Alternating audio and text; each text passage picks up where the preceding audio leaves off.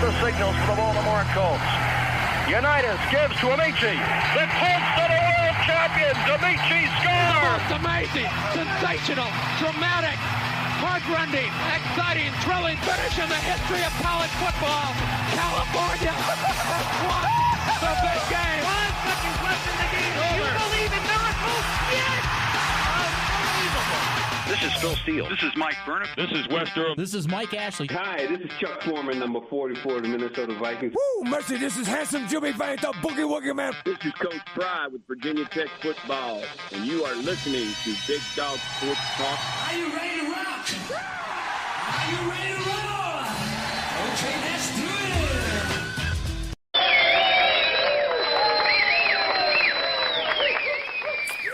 And good morning. Yes, thank you so much. I appreciate that.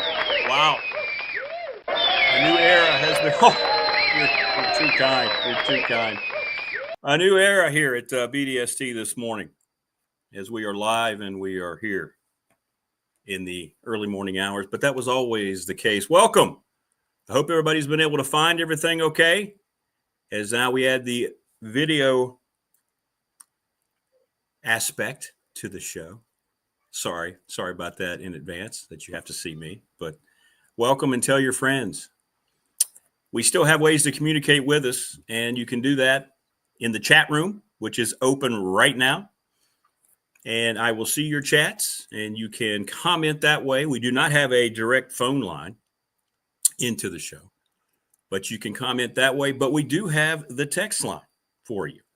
And the text line is something that was very popular last time, and you're going to see it now at the bottom of your screen. So you can just shoot me a text at 540-391-0788. But again, text line is very nice. Be sure to identify yourself in the chat, and we will mention you by name. Thanks, Big Al. Appreciate it. Big Al from Galax. Very excited to be back. And I appreciate, first of all of you. You know, one thing about this show that I've always said back when we started in 2001 and then back in 2020 when it was brought back for the second time during the COVID era, that the audience is you, by the way. You've always been the impetus behind the whole thing. It's never been really about me. It's about you. It's about the guests, and it's about all that, you know, and we're just sitting around the water cooler and we're having fun. And I say this in all sincerity. There's been a lot of planning, I guess, since the second reiteration of the show ended back in early December as we got into spring and the warmer months about bringing the show back. So I just happened to put a random post up on Facebook, and it said, hey, what would you guys think about trying to bring the show back? And I expected, you know, maybe to get a few people to say, hey, that would be a good idea. Well, I ended up getting about 11,000 interactions with that post, and it blew me away. And so there were some other discussions with other media entities that did not occur because certain folks didn't necessarily go through with their purchasing plans. Hey, K-State Rob, good to see you. Hey, and our first guest, by the way, of the new show just chimed in. We're going to tell you about what's coming up today. So in any event, when those plans went awry, I had a lot of people, the main one being Bill Roth, the voice of Virginia Tech football, who'd been telling me for, you know, the last couple of years. He said, you should just take that thing private, do it yourself. And that's what I did. And this is it. This is the culmination of a lot of planning, a lot of research over the last 2 months. And here we are. And, you know, this is live and this is video, and we're going to lift the curtain up. You're going to be able to see how the sauce is made. You're going to be able to see what the wizard has in mind, right? But there will be faux pas from time to time, right? Just like you experience when you're trying to stream a movie at home or whatever you might be, whatever type of media you might be enjoying. There might be quirks in the interweb. That's already happened The service that I'm using to stream to you through YouTube is called StreamYard.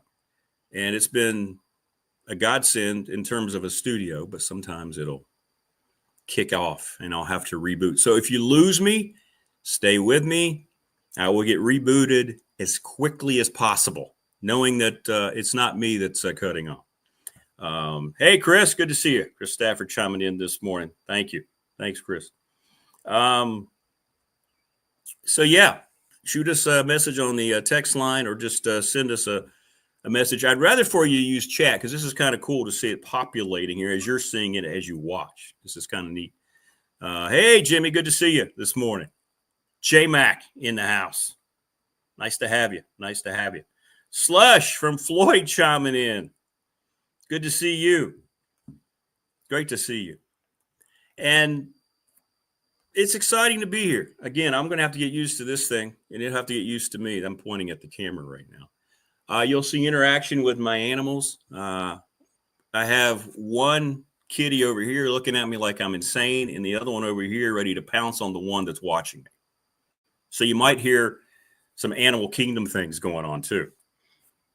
Mutual of Omaha is Wild Kingdom here in the studio. Hey, Matthew, good to see you, man. Richmond audience is on board. Awesome. Awesome. I mentioned our guest array, and what's really exciting too about coming back to the program is the entire cavalcade of guests are also back. And that really kind of sealed the deal for me to go ahead and try to do this thing. So coming up at 7-ish is Germaine Frell. Germaine is not only a friend, he is such a respected colleague in this whole sports media profession. And by the way, he's also your Virginia Sportscaster of the Year. So Germaine will be the first ever booked guest coming on to the new show. And I did plan it that way. Jermaine and I have always had an amazing chemistry and rapport on the air, and he will join me, and it's going to be a lot of fun to talk to him and to see him. And that's the thing, too. As bad as it is to see me, you get to see our guests. So that'll be a good thing in all cases. But Jermaine will join us at 7. We're going to talk about all things getting ready for high school football. Football season is just about here, and it's going to be the best time of year for all of us as sports fans. And Jermaine and I also are talking about bringing back the 4th and Goal show, which I think is going to happen. And nobody knows high school football any better than Jermaine. So we're looking forward to that. And then coming up, of course, is the first lady of the program, Jen, the Gamecock girl, will be on with us around 7:30. She's been flying back from Indianapolis, and it's very exciting that we have Jen back with us, and couldn't be more thrilled to have her back with us as well. And I know everyone else is thrilled to have her back. And then coming up at 8 o'clock is the voice of Virginia Tech football, the aforementioned Bill Roth. Now, again, I can't think of anyone that's probably influenced one individual, me trying this format, more than Bill. He's always been so supportive and always enjoyed the show, being on the show. Can't imagine doing the show without him. And when he kept mentioning, this is how this worked. I have friends in different places in Miami. I have friends in, LA that are doing it this way because then you own the show and so forth. So I never really imagined myself being a YouTuber, but it does make sense. And I think you can have a lot of fun with it. And I'm looking forward to that aspect of it. So thanks again to Bill, and we'll have Jermaine, Jen, and Bill on with us today. Neil Leahy is going to bump on here in about half an hour, a little less than half an hour, about 20 minutes. And we're going to talk about this and other stuff. As Neil was the producer on the second show after a time when the first producer got another job out of the area. And then Neil came aboard and did a great job. So he has always been a big factor and a big part of this show and of my life. So Neil will join me coming up. And we also have some terrific sponsors who are excited about the show that I've been talking to for the last month. And we have folks who are going to be coming on officially. And we have a couple folks who are now on officially today. So every time, by the way, you tune in and you watch BDST here from my home studio, it is the Family Fencing Studios here in Reiner, Virginia. Nothing can be finer than broadcasting from Reiner. If you are looking, and here, especially where I live, we're in farming country. We're pretty particular about our property. But if you're tired of staring at your old worn out fence, or if you don't have a fence at all, you can let Family Fencing give your yard the upgrade it deserves. They have a no-dig installation system, and they will build a strong, beautiful fence with no holes, no mess, no damage to your lawn, any of that stuff. And they're your locally owned fence experts in the New River Valley in Southwest Virginia, and they specialize in aluminum, vinyl, wood, chain link for residential, commercial, agricultural fencing. And they do have finance options available, and it makes it easy for you as the consumer. Get your free quote today. You can just call Family Fencing at 540-200-8294. See down here? Look. That's it right there. That's all your information right there. 540-200-8294. And you can visit familyfencingnrv.com. And Family Fencing, building better fences, no digging required. And thank you, Jason Green and the crew at Family Fencing, for sponsoring the program. And we will mention them every hour, and we'll talk more about them as we go. Also, we'd like to welcome McClellan Chiropractic, sponsors of the program. McClellan Chiropractic, and that's not an easy word for me to say, as you just discovered. And Mark Hunley, who owns that particular establishment, is sponsoring our text line, or I'm sorry, our chat line that many of you have chimed in on already. So there you go. There you go. So it's the McClellan Chiropractic chat room here on BDST. But hit us up either on the text line, or you can hit us up in the chat room. We would love to hear from you. And there's so much to get caught up on. Just glad to be here. So many people, again, to thank, as I said, you, the listening audience. And I'm excited to start running our guests out here a little later. Now, other aspects of this. When we are done, and if you missed the show, first of all, you can always come to YouTube, which I would prefer. If you missed the show, go back, call up the recorded broadcast of that day's show and watch. Because for this dose of the program to last on YouTube, they kind of push certain subscriber bases, interactions with the product that goes on to their channel. So I need you more now than ever before as an audience to latch on to the interactive part of it, which is subscribe, tell your friends. You know what? They don't even have to. It's free, by the way. I know subscribe. Sometimes you hear the word subscribe and you think, well, I'm not going to do that. How much is that going to cost? No, this isn't there are different tiers. Some of these channels have hundreds of thousands of folks and many people helping them produce it. But right now you got one, this guy. So I don't have any kind of premium content. You're getting all the content right here. But need you to subscribe, need you to tell people. We won't bug you. It won't bug you, but they'll be subscribed, and it just helps get that number up. Go back and watch. But I will upload the audio only for each show. You will be able to find it on Spotify and on Apple Podcasts. No video of the show because you have to pay a pretty hefty price for both of those entities if you want to recast an entire video show. So be sure to do that. I would appreciate it. Tell people, spread the word. Subscribers are integral to this thing being able to hang around and be viable going forward.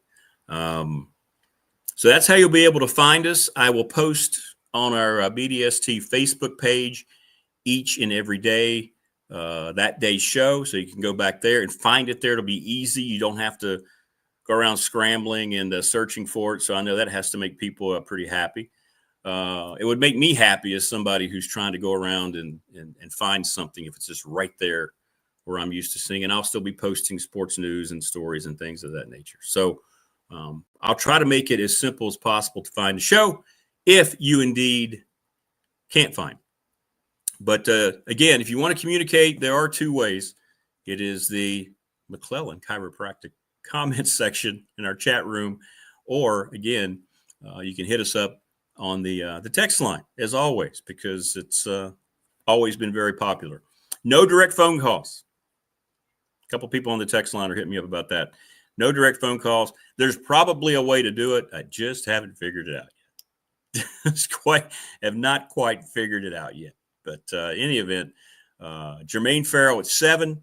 Looking forward to getting caught up with him, Jen, and of course, Bill Roth. That's today. That's a heck of an open. Don't you think that's just one heck of an open? I think that's a heck of an open. Let's give those folks a big round of applause.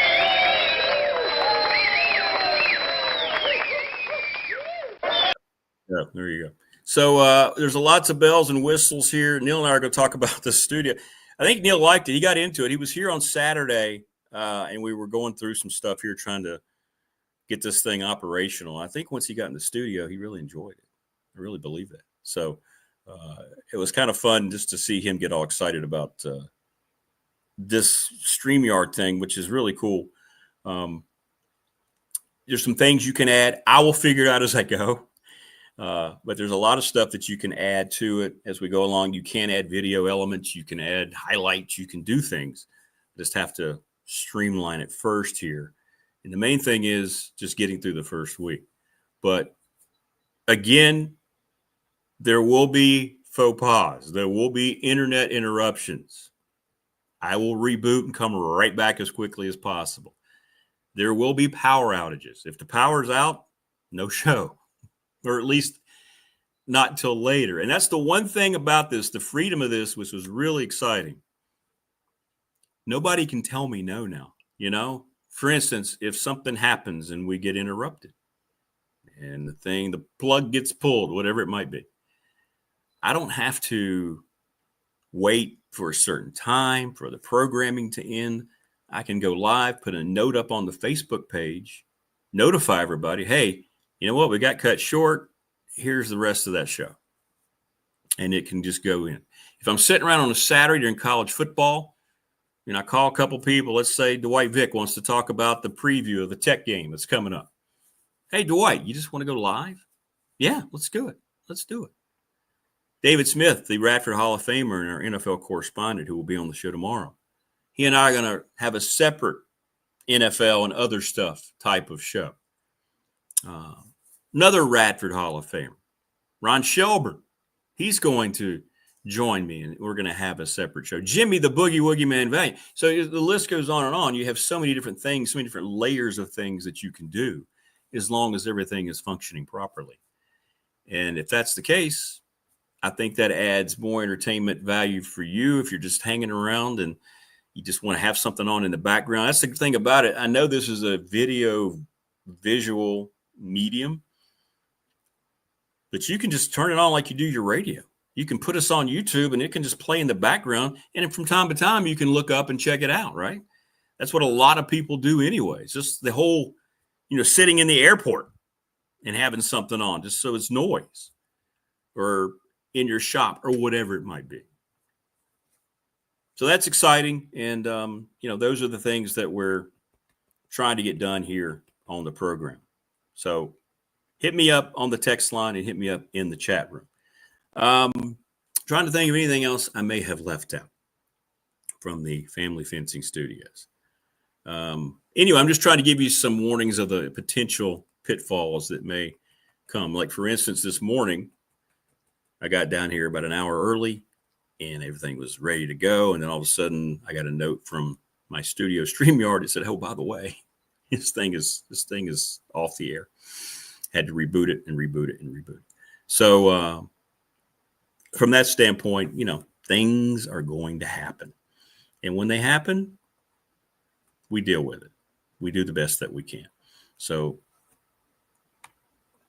just know that I will work tediously to make this thing get back online once we do lose our connection when it does happen. We're going to have the same type of content that I hope you've enjoyed all the time here on the program. We're going to be covering all sorts of, obviously, local regional sports, ACC, Virginia Tech, Radford University, all the high schools. Going to keep you posted on things. And what's great, too, you know, not only is Bill Roth back on the show now that I'm a separate entity, Mike Burnham will be on with us tomorrow, and looking forward to that. So all these folks coming back again was a huge draw for me. And I think that the video aspect adds something that is unique. And that's, you know, something else that Bill kept telling me was nobody's doing this. You know, nobody's added the visual part to it. There are a lot of podcasts that are on. There are a lot of shows that are on, but not necessarily in this format. So I just ask that you support us. You've always been the backbone of the program, and you will be going forward 100%. Now, also, the other things that happen in life, as you may know, when you're at your job and you're doing things, sometimes you may have Mother Nature call. So when that happens, and it will happen, there are ways that I can let you know.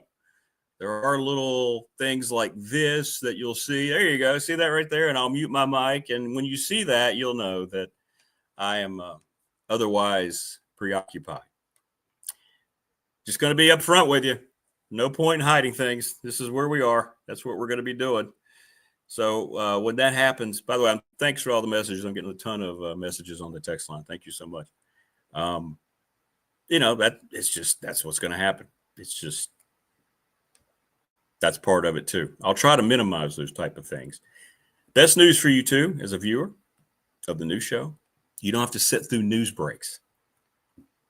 You don't have to sit through a lot of news breaks and waiting for us to come back. In a lot of ways too, you know, I'm talking about all the pitfalls of potentially the streaming when things kick out, and it will happen. Could happen today, who knows?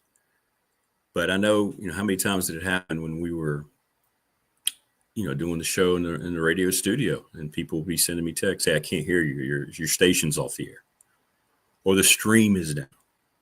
YouTube does a pretty good job about their stream not going down because they are worth, I think I saw YouTube in itself is the second most profitable media entity, streaming otherwise, along with Netflix, in the world. So they usually don't have an issue with going down and staying down, if you will. Hey, I see you, Wayne from Ohio. Good to see you. Thank you so much. A message here from the Pembroke Christian Church. Thank you so much. On our McClellan chat room. That's how you can, this is the way, this is cool, by the way. I do like that, being able to look down and talk to everybody here on the chat room. That's very, very nice. But any event, so you'd have a little problem going on with your radio studio as well. And then you would have to just deal with it. The engineer have to come in and fix it. Here, I will have to reboot. So if things go black, just stay patient and we'll be back as quickly as it allows me to come back. Now, again, a power outage means, and I'll put a note up on the Facebook page when I get to Radford for my job, that will tell you, hey, you know, this is what's going to happen later because this is what happened this morning. So anything I left out, I don't know. As things come to me, I will let you know here on the program. So very excited. And again, it's good to be back. I have missed interacting with you. The best part of this is talking to you, the peeps, getting your takes. We all learn from each other. Again, all opinions are always welcome here on this program, even the ones that disagree with me. And I know a lot of times you have, and those, you know, those make for the best discussions, to be honest. And you have a lot of differing opinions and feelings, vibings going on in the sports world right now. I know there's a lot of people that are on edge, and rightfully so, if you're a supporter of that football team over here in Blacksburg, year 4 for Brent Pry, and a lot of uncertainty, right? After 3 years, I think he's 16-21. And this is a big year. In my opinion, it's a make or break year for his program in Blacksburg. And They've done a lot to try to refurbish the roster. They need Kyron Drones to step up and be the guy he, to be honest, hasn't been yet since he got to Blacksburg. So there's going to be a lot of discussion, and we'll get into it today with Bill and then tomorrow with Mike Burnop, who knows this team inside and out already and how they're looking, what their strengths are going to be, and from the national picture and how we're all getting. And let me ask you, and you can hit me up on the chat line, whatever it might be. How are you handling the now full throttle NIL era? We're living in it. It is here. We're waiting in it. And it is 100% new to everybody. So these are the type of things that we'll discuss.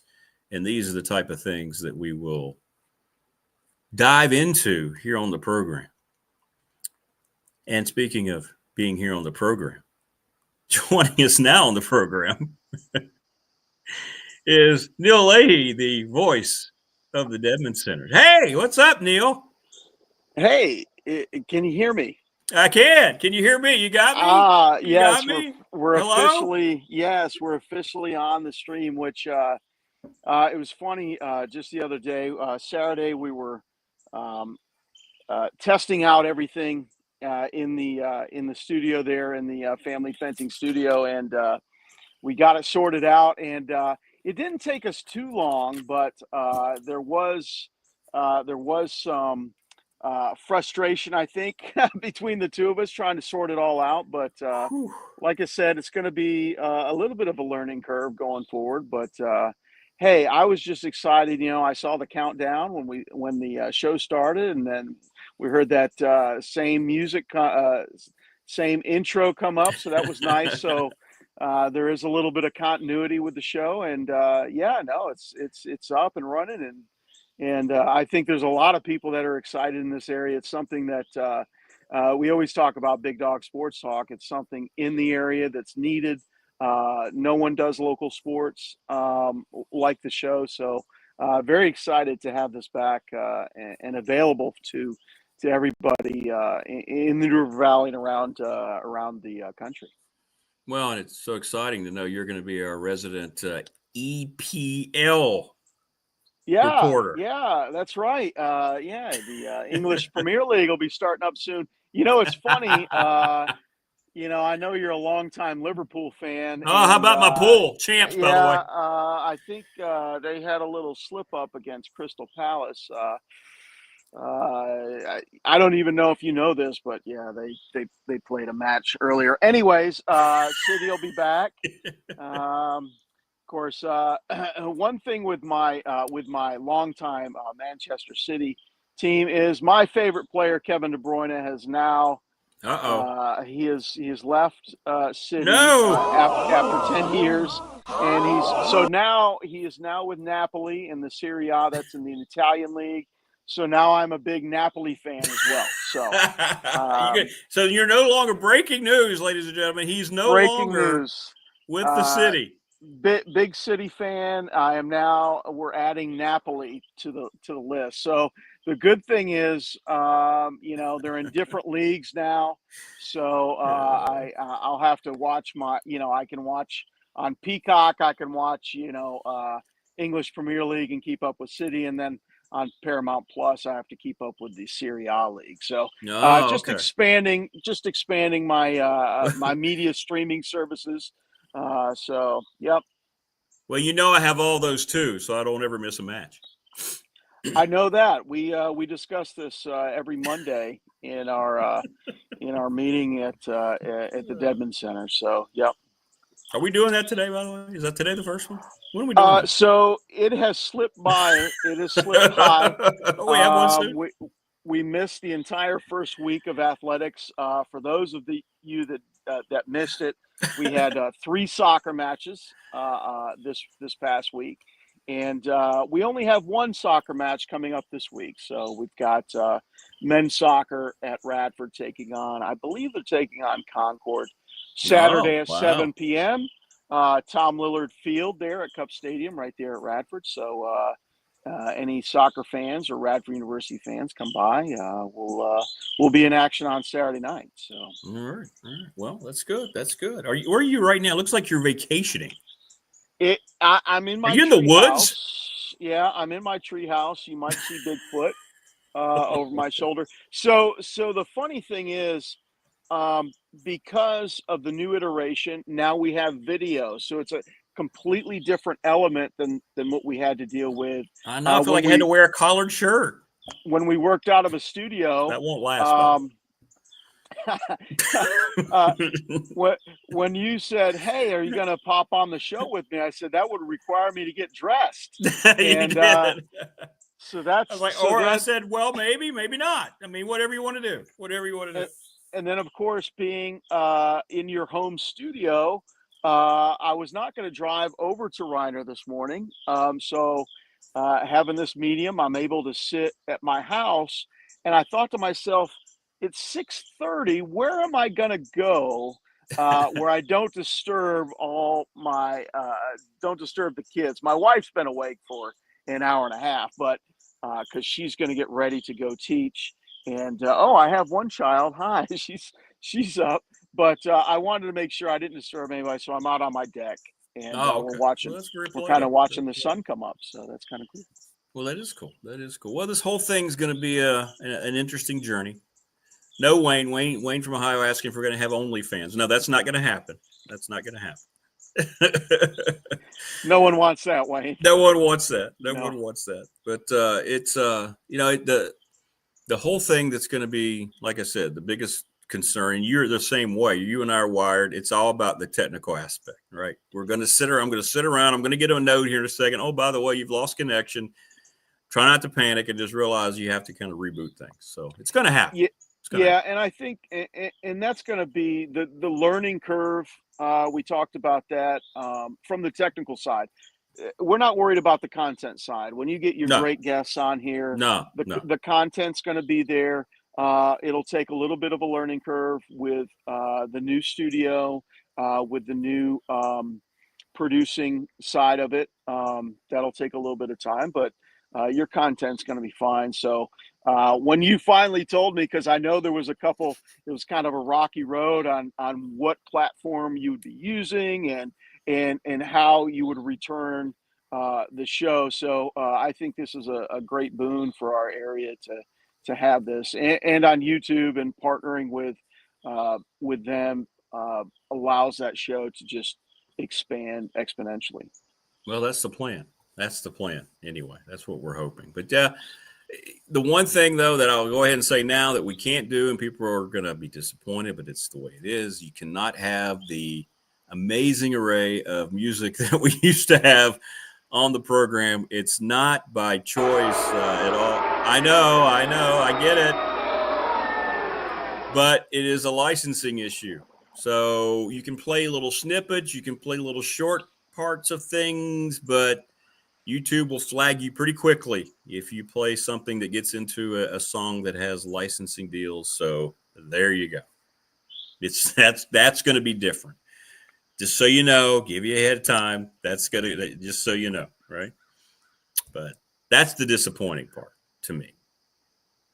Yeah, I can sing songs, I guess. I can just bring out, and so maybe that's what you can do. You can have each of your guests sing their own intro song. So that's moving forward. Jen, the Gamecock girl, will have to do the Gamecock fight song when she comes on. And when you have the Hall of Famer Mike Ashley come on, he will just have to hum. No, he can sing now. Superman theme. And so I think that'll work. Well, someone suggested on the text line that we should do a karaoke Friday. Or have guests instead of being able, I don't know how that would work, but maybe if someone's calling in and they're doing it and they're playing it while they have the music or something, maybe we'd be okay. I think that's how you get around it. Yeah, I could be playing it in the background, and then okay, all right, we might be onto something there. Maybe so. But anyway, so here we are, and. The other thing, too, is I'm not going to get any kind of elongated breaks, but I did say that I have the be right back button. Just be patient if that happens, because nature's going to call. right? How many times did anybody get through their morning at work without like, uh-oh, right? Without getting into too many details. So that'll happen here too. Trust me, it will. So we'll have, but I can play stuff and put my little be right back button. If you see that, you're going to know. So that's my warning to everybody when you see that. Or not a warning, just kind of a heads up about where that's going to be. So my hope is that people are listening to the show while they're doing something else and not actually physically watching. Yeah, just put it on in the background. My face. Yeah, just have it on in the background. Put us on. You don't need to see me. Just listen. You can listen. But yeah, I'm not a visual. This is a face for radio, is what they say. It's literally a face for radio. But no, I'm really excited that the show's back and get to hear all the different guests and get to hear your take on sports that are starting up. I know, and it's the perfect time. I know the second iteration of the show started just before football season, and now we're getting Big Dog Sports Talk back just before football season, which is just around the corner. I mean, I've been watching preseason football, which is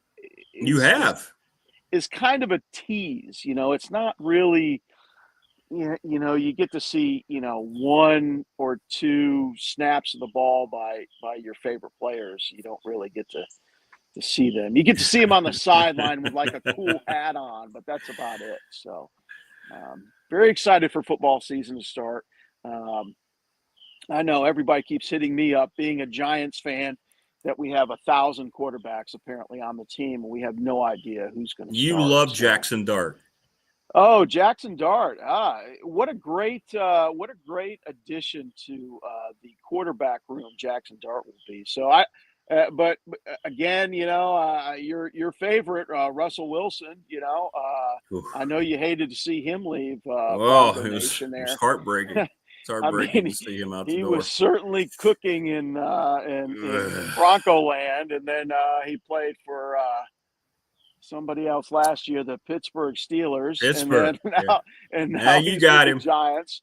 And which was funny because and then of course the Giants have Jameis Winston, which they signed first. They signed Jamison first, and I thought, I kind of like the guy. I do too. I love Jamison. He seems very genuine. Great dude. There's Balboa. Hey, see, that's going to happen. Those are the things that are going to happen right there. But yeah, Jameis Winston comes on to the Giants, and I thought, okay, he's kind of a gunslinger. I always think, 60% of the time it works every time with Jameis Winston. So, okay.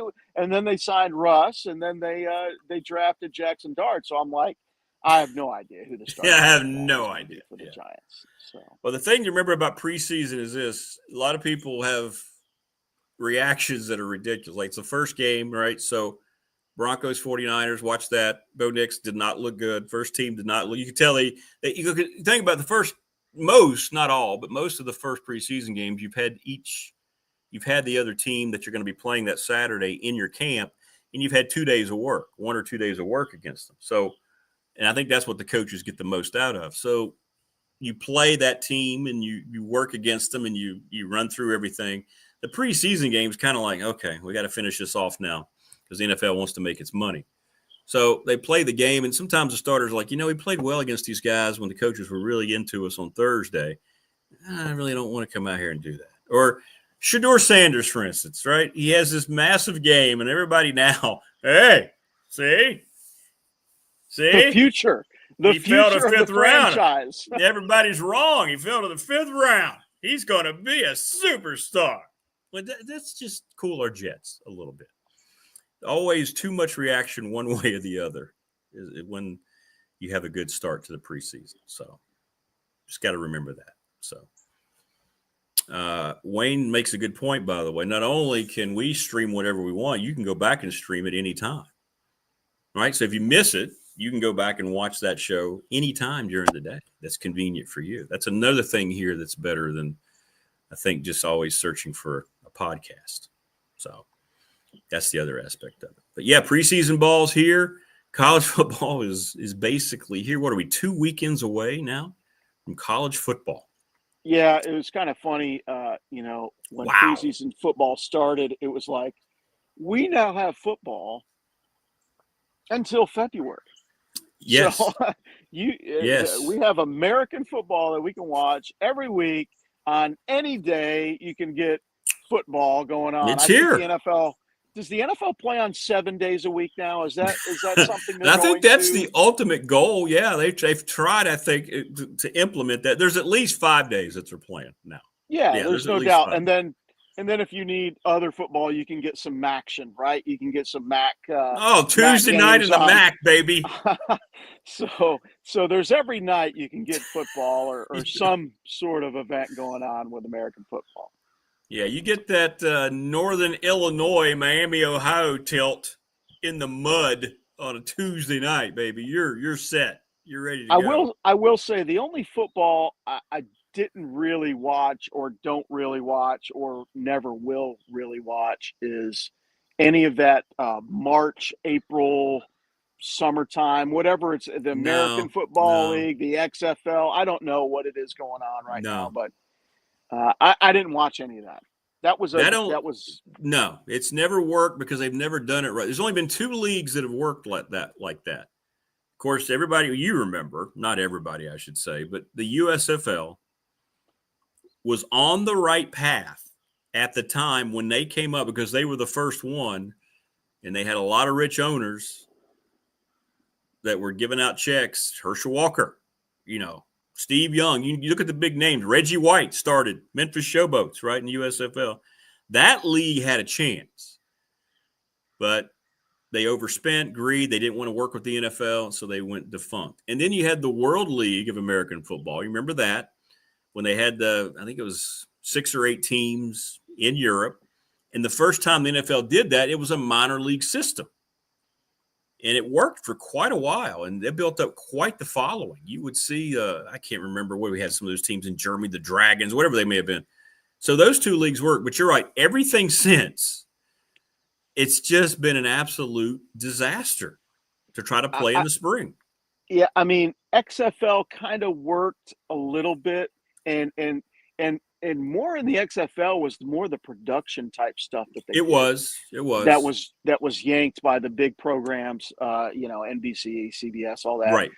It was more production stuff, but as far as football, I mean, NFL has the entire monopoly on American football. I mean, listen, we can talk about college sports, we can talk about college football. NFL is a multi-billion-dollar entity. There is nothing that competes with NFL football. Not the NBA, not the NHL, nothing. There is nothing that competes with NFL football. It's just outrageous. And the bad part of that, correct. And the bad part of that, it's created such a massive ego for, like Roger Goodell, the commissioner, who's clearing like $60 million a year or more.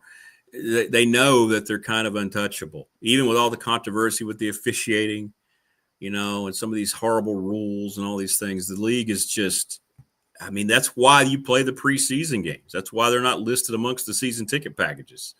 So they can just absolutely do whatever they want to do. And we've never seen this kind.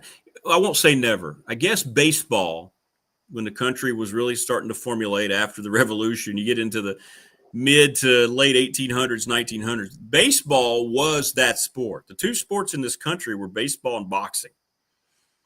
All right, pugilism and baseball was it. Baseball was, if you ever watched the Ken Burns documentary, which is excellent, by the way, you realize how much baseball, what was the old Chevrolet commercial?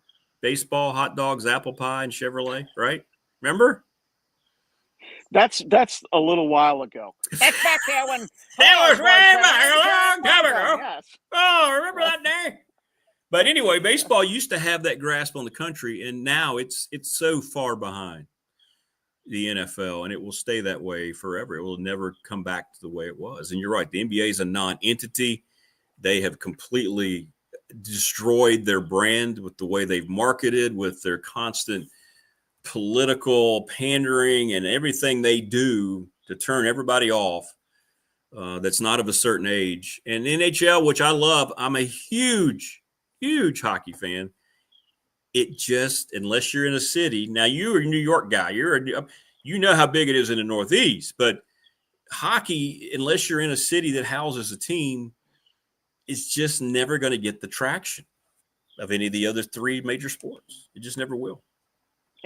Probably the most fun sport to watch in-house, Yes, to be yes, in 100%. an ice rink to watch hockey. Probably out of the big four, the most fun and entertaining event. Yeah, it's just not. It's not countrywide like football is. Yeah, 100%. Well, I know you have a busy day. Let me know if we have that meeting. If not, I guess we can do it next week. We're not going to have a meeting. We're not going to do it today. Good. It'll start next week. But yeah, the season. It's funny how quick time flies. Summertime just flew by, and in the athletic world, in college athletics, there used to be off seasons to sports. Now sports are all year long. All year long. There's not a lot of rest time. Athletes are back on campus sooner. We've had our basketball teams here since the beginning of June, and of course our soccer teams reported a couple weeks ago, along with volleyball. So athletics has really picked up around the Dedman Center. I felt like I just got off vacation and I'm back, and it's 100 miles an hour right now. So just trying to get everything sorted out, because soccer season's here, volleyball season is here, basketball season is literally 2 months away. It just all catches up with us. And I'm just thankful we don't have college football at Radford University, because goodness gracious, I don't know how we would do it, to be honest with you. I concur. Well, thanks for jumping on here. Show number 1. Can't imagine doing it without you. And for coming over and hanging out a little bit on Saturday. That was fun. And you liked this mechanism. You liked the StreamYard, didn't you? I saw you had that look on your face. When you start messing with stuff, Neil gets this certain thing, like he gets this little half grin, like, ooh. I was like, oh, look at this. Check out what you can do here, Rick. Look at this. So, that it'll be a learning curve. And once you get it down, it's going to be great. So. Yeah, it will. All right, man. Good to hear from you, man. And I'll see you here in just a little bit down at the Radford. All right, sounds good. Thanks for having me on, Rick. There you go. Right, Neil Leahy, ladies and gentlemen, joining us on the program. Let's give him a mega round of applause here, because he deserves it. There you go. Neil, that's for you. That's for you. There you go. Hit us up on the McClellan Chiropractic chat line, by the way. I really appreciate that. Reggie, yes, we're going to have, matter of fact, we're going to be talking about that coming up here with Germaine Frell. We're going to be big on high school football. And I'd love to have coaches on. And I think this format, Reggie, is going to, I believe it's going to really make things more attractive. Have people on, you can kind of showcase things a little more. So we've always done that here on the show. The local part, the community part is so huge, and we still get excited. And high school football is still the purest form of the sport. I know a lot of this professionalism has crept into it at the prep level. We'll talk to Jermaine about that here coming up in just a little bit. Germaine Frell will join us at a little after 7. But if you're going to watch football, other than if you're, Sandlot, you have a kid who's out there playing Sandlot. And I love going up and watching the younger kids, practice and up here at Auburn. Because, by the way, in the family fencing studios here in Reiner, I am right behind the school system. So on Friday nights, Reggie, I can hear all the sounds from the stadium, and I love it. I absolutely love it. I like it when the weather's just right. You can lift the windows up and you can hear all the sounds. I love it. Absolutely love it. So, yes, high school sports, high school football in particular, will be 100% massively important to the program, because it always has been, and it's something I really care about. And I think we have some amazing coaches, And we have some amazing young people that are out and they're doing their thing. I mentioned earlier, by the way, that what's going to keep this program afloat is if you do these things right here. See right there, like and subscribe to Big Dog Sports Talk with Rick Watson. I had a couple people in chat say, you know, there's some other big dogs. Yes, I know. That's why I added Rick Watson. But liking each video, each show, each day, and subscribing, and even if you just watch for a little while, even if you just watch for 5 minutes, 10 minutes, whatever, if you're driving somewhere and you want to listen, that counts. That counts, by the way. You don't have to watch the whole thing. You just have to log in. And if you log in, just get it done, right? So I need you, as I mentioned earlier, if you're going to support the program, you have to. Or, you know, the program may not be around a whole long time. But like, subscribe, follow, pass it along. It'll be worth it for you with all the folks who are coming on the program and the things they're going to have to offer. So I really need you to do that and tell everybody that you can tell. Like, subscribe. Look, I have all these different ways to remind you to like and subscribe to the program here, which I will do. But make sure you do that because it's really the only way this thing is going to stay functional. YouTube's a good partner. They've been very welcoming. Explain to them what you're trying to do. They're very supportive. I haven't been assigned a handler yet. That happens if you get a certain amount of subscriptions, which is massive because that handler will constantly check in with your show, what's going on with the technical parts, and they will boost it themselves. And the only way that happens is if you decide to subscribe and like and share with other people. It's very easy. It's very convenient, and it doesn't cost. It costs this much. Few things in life are free. Coach Lynn, yes. Coach Lynn, for you, Coach Donnie Lynn, by the way, who took Mount St. Mary's in year one. In year one, he took Mount St. Mary's to the NCAA tournament. Absolutely, 100%, we will, without a doubt, have a Mount St. Mary's background wall for you, Coach. By the way, I haven't really worked on the background wall. Hang on for a second. I got something here.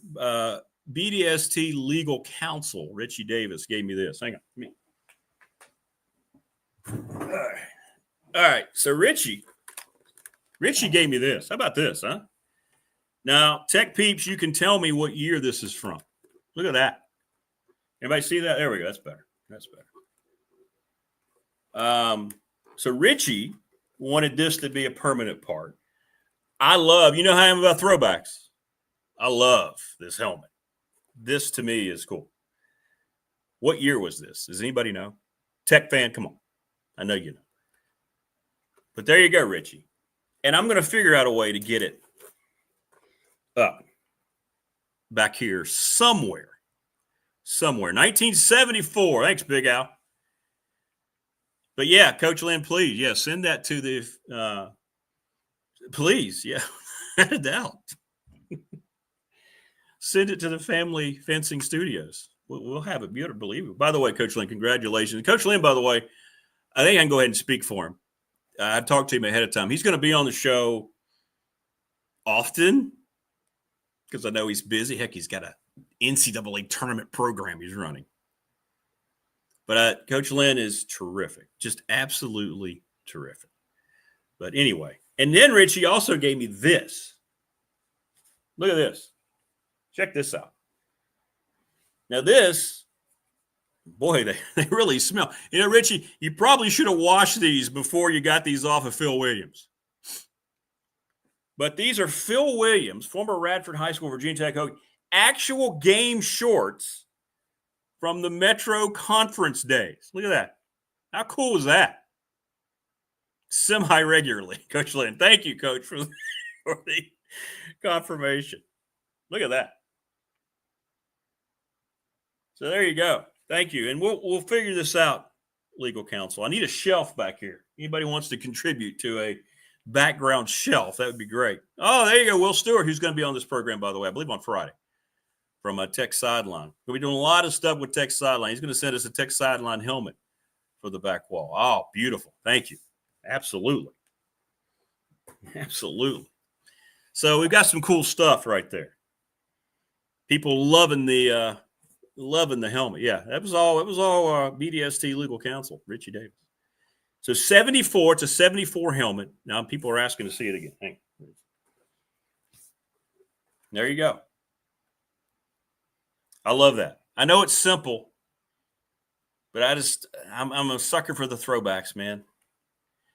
But right now, some 20-year-old's going, yeah, that's great. But boy, if that were a black helmet, it would really pop. No. This is the way right here. You see, this is Virginia Tech's colors. Chicago maroon and burnt orange. And you know what else they have? None.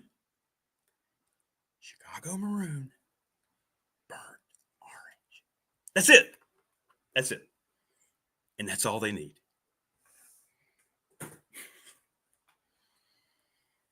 Boy, those black, man, I'll tell you what, did you see Tech the other night? Man, they came out in that black, that was fire. Straight fire.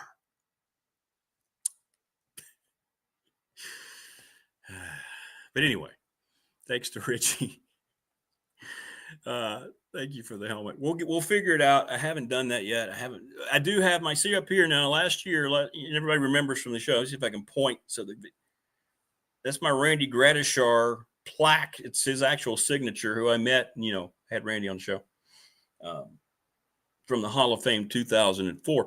Randy Gradishar, my all-time favorite Denver Bronco. So I wanted to make sure that his jersey was back there. So you do have that. But I got to work on it. I know I do. I got to work on that. I had to get the technical part figured out first. It's like the old episode of Seinfeld when he goes and he has the car at the rental place that he's reserved, and he asked for the certain type of car. Well, we don't have that. But you took my reservation. I know you made a reservation. I don't think you do, because if you did, I would have a car. I mean, anybody can take a reservation, right? But you see, the key aspect of it is to hold the reservation, to hold the vehicle. So anyway, we will figure it out. That, to me, was getting on the air was the most important thing. Coming up in just a little bit, by the way, our first official guest of the new show and the Virginia Sportscaster of the Year, Germaine Frell. Jen at around the bottom of the hour. And then the voice of Virginia Tech football, Bill Roth, here on the program. That is a terrific day one here on the show. So, again, I urge you to go in and subscribe, because that's what's going to keep us afloat here on YouTube. They're very cool. They get excited when people are starting out, but they monitor things very closely, very, very closely. So make sure you do this right here, lower left, like and subscribe, and then we will be okay if that happens here on the program. Again, I want to thank our first two official sponsors. There are others who are on the way. Not quite official, but I want to thank Family Fencing. We'll mention them every hour. They are sponsoring our studio here in Reiner.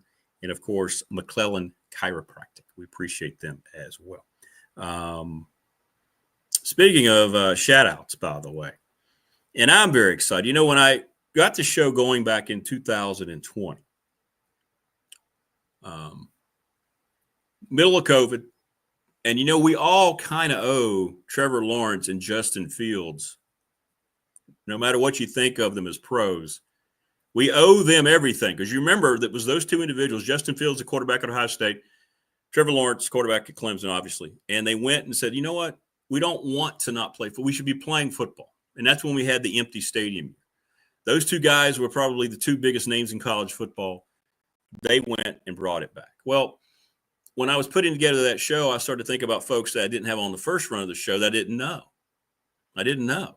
And my first guest here on the YouTube end of things was somebody I didn't know, but somebody who I really enjoyed the hell out of his work on TV and WFXR, because there are a few people, in my opinion, when you watch it, you know, that are as passionate and genuine about what they're talking about than WFXR's Germaine Frell, who joins me now. And there he is, looking beautiful as always. Jermaine, how are you, my friend? There, see, right there. You were talking about getting stuff in your back office. I'll give you this long sleeve shirt. It's got an old Virginia Sports Live on the back of it, so you can hang that up beside your Denver Broncos jersey. Yeah.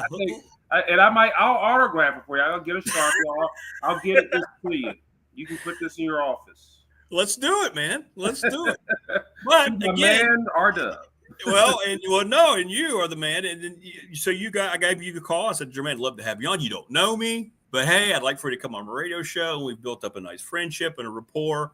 And nobody covers Radford University better than you guys from a media standpoint. So we really appreciate that. And before we get started with all that, by the way, Germaine Frell, I haven't had a chance to do it. This is kind of in person, right? Yes. Congratulations, my friend, Virginia Sportscaster of the Year. And you've been on a whirlwind. I know that. You, my friend, deserve it 100%. Congratulations for everything. I tell you, Rick, it's such an honor. That award from the National Sports Media Association, which you know very well. I mean, there's so many awards out there. You have your APs, you have your Emmy Awards, you have your VABs. But I think when you get this type of award, when your peers vote on you, and this was the third time I was nominated for it, and to get that honor the third time, you third time, and you get the call from Dave Gorn, and he says, hey, he calls me in January, and he says, hey, Jermaine, you're the Virginia Sportscaster of the Year. But guess what? And here in January, but I couldn't say anything. And then I told Dave, I said, Dave, I got to tell my wife this. I can't hold on to this for 2 days.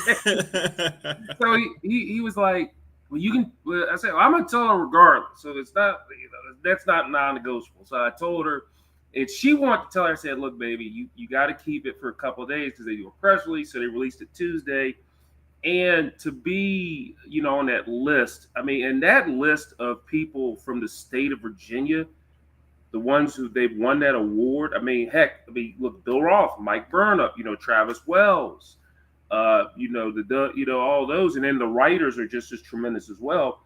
But to be in that category, now the only thing I got to do, I got to win it twice because those guys have won it multiple Yeah, come on, times. man, you slacker. But it's a blessing to win it that one time and to have your peers. That's the thing, your peers vote on that. And I was on a list of 10 great sportscasters throughout the area. Eric Johnson was not Eric Johnson, but.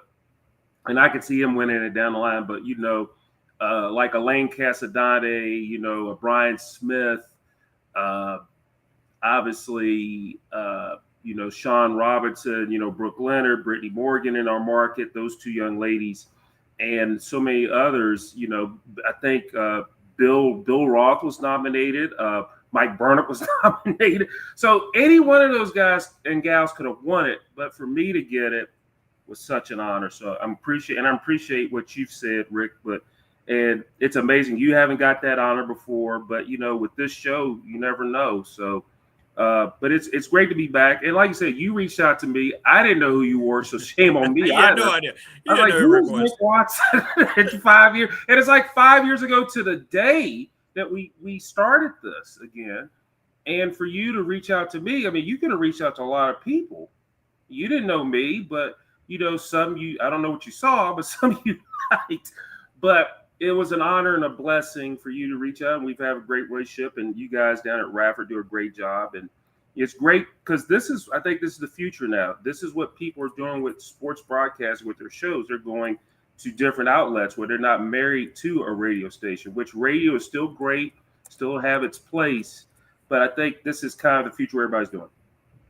Germaine Frell joins us from WFXR, and we appreciate him. By the way, I'm drinking in your honor hey, well, I have mine over here.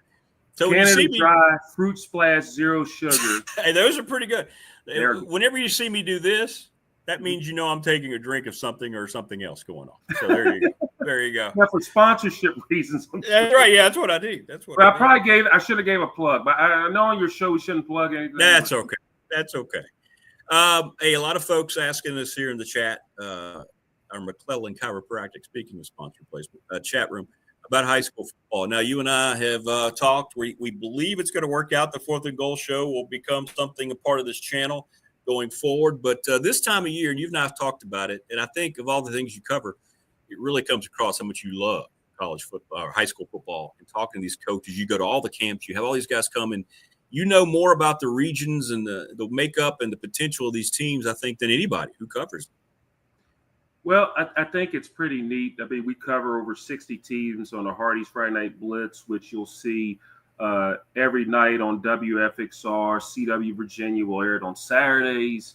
So we're going to have that.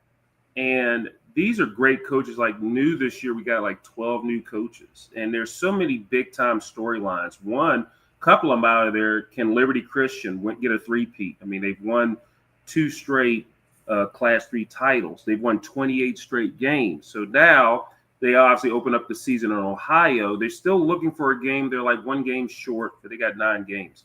So that's one thing. Another thing to look at, too, you saw Auburn. Auburn, they're back with football, and it's great to see what they do. I mean, they've had to – they kind of put a pause on things with their numbers, but, they're right in your backyard, literally. Yeah. So it's great to see them come back with football. Another interesting thing, Virginia Episcopal School, they're going back to 11-man football. They were at 8. Their numbers got a little better. The private school in Lynchburg, they did that. Smith Mountain Lake Christian Academy, they've moved into VHSL. So they're the second private school along with Liberty Christian to have football under the private school ranks. Nice. You got teams going into new districts. Allegheny, they were in the Three Rivers district. They moved up to the Shenandoah district. Rockbridge County, they were in the Valley district. Now they're in the Shenandoah district. So you got teams moving around. You got matchups we haven't seen in a while. Patrick and Franklin County are playing for the first time in, more than a decade. They're back in the mix. You got teams that will only have 4 home games. You'll have teams that will play 10 straight games. They don't have a bye. They'll have a bye at the end of the year. It's great if you're in the playoffs, but then on the different end, that might be different. And you got a bunch of new coaches. You got first-time coaches. You got Jack Baker, who has been throughout the whole area. He's going back home to James River. You got Bud Tolliver coming back. He's coaching at Hidden Valley. You got Trey Ross at Rustburg. So you got a lot of new coaches in the area. I missed a few, but I'm not going to name them all. You'll see that on our preview special, which is coming up on 22nd. Look at that segue. See, that's why he's a sportscaster. It'll be on WMXR. There you go. So you got so many good storylines. And then this is the new schedule. Like you said, new scheduling cycle. You're going to have some interesting matchups we haven't seen in a while. You're going to have just tough teams with tough schedules. You got, like, you look at a William Fleming who made it to the regional finals the last 2 years. Their thing is, can we get over the hump? Can we make it through there? Then you look at kind of in a New River Valley area. You look at like a Pulaski County. They want to get back to have that great tradition of football. And also that, and then over, in the Lynchburg area, you're going to, again, you have the Seminole district, that whole tough district, the Blue Ridge is a tough district. All the districts are tough. So it's going to be interesting to see how teams get out in the gate, because you want to get off to a good start. We talk about this, I think, every year. We say, hey, get off to a good start, because if you win, you have momentum, you have excitement. Absolutely. But the interesting game, too, I mentioned Hidden Valley and Stand River, 2 first-year coaches, Clay Vazell, who's at Stand River, a long-time assistant. And then these, like I said, these coaches, Giles, they have a new coach. They haven't had a new coach in a long time. So the longest tenured coach is Kelly Lowe. He's Michael Jordan, his 23rd year at Narrows. So now he's got 23 years. And, of course, he took over for his dad. So we've had a Lowe at Narrows since 1991. His dad, I think it was 90 or 91. I keep forgetting. But his dad took over in the middle of that season. So you're talking about, Rick, 35 years. That's a long time for the Lowe's. we talk about him during the interview. He said that, I talked to my dad after games and stuff like that. So many great storylines. I haven't really touched all of, but I think I got up to a good start. But it's going to be fun to see what happens this year. Well, and along with high school football, Jermaine, I mean, college football tech, this is a big year. ACC, let's just say it the way it is for, you were at ACC media kickoff and you were, talking to Coach Fry and the coaches. I mean, there's a sense of urgency now, isn't there? Year number 4, things didn't finish up the way they wanted to last year.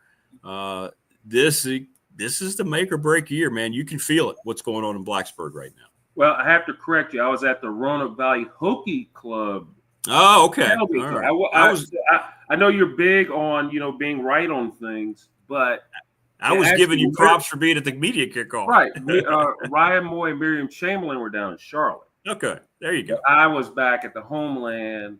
And real quick, I want to before we talk about Virginia Tech, I got to give a shout out to my beautiful and awesome wife, Yolanda, because she's off to the side. She's watching what we're doing. So just get her to subscribe. Make sure she subscribes. I will get on that. She will subscribe. And all that good stuff. But I would be remiss if I didn't mention my awesome, beautiful wife. Love her to death. Tell her Rick said hey. Yeah. Hey, Rick says hey, baby. So she waved. She said wave back at you. All right. There you go. But back to Virginia Tech. There had to be some changes, and Coach Pry made the changes. To have 2 new coordinators. You have Philip Montgomery, who ironically he coached against Virginia Tech in Coach Beamer's last game in the Independence Bowl. So there's some, from afar, he knows what Virginia Tech's all about. And his offenses have been tremendous. And Kyron Jones even mentioned that, Coach Montgomery was recruiting him, when he was at Tulsa. So there's a connection there, and I think they've really picked up everything. Coach Seifkes, the defensive coordinator with NFL experience. So if you have a coach with NFL experience, they know what it takes to get things done and to get players in the league. And he's really turned around things defensively. And then, of course, Jared Ferguson, the former Hokie, coming back home to take over the strength and conditioning program. And, Coach Pryor mentioned that the biggest thing that they lacked was the strength and conditioning. And they say the guys are looking good in their uniforms. They're looking lean and mean, and they're ready to get after it. And that's going to be a neat thing because the thing is they just couldn't finish games. I mean, if you look, 5 of Virginia Tech's 7 losses were by a touchdown or less. All right, close games all the way around. And the biggest thing is 2 of those games were in overtime. They've had leads in those games. And so if you, let's say, Tech's 6-7, or 6-6 going before the bowl. Let's say if Tech wins 2 or 3 of those games, we're having a whole different conversation about Virginia Tech because then they would probably have 9 wins. So that's a whole different animal. So if they could finish, they have to start off well. The offense has to get going. The defense has to get going. If they can get clicking, and last year the expectations were so high, but this year the expectations maybe not as high. So maybe, okay, they can surprise someone. But, for Virginia Tech, they got to get off to a good start. Now, they got 2 tough games. Obviously, the big one is on the 31st of August. That's Sunday against Shane Beamer in South Carolina. They're ranked 13th in the land. They have a great quarterback, a Heisman Trophy quarterback candidate.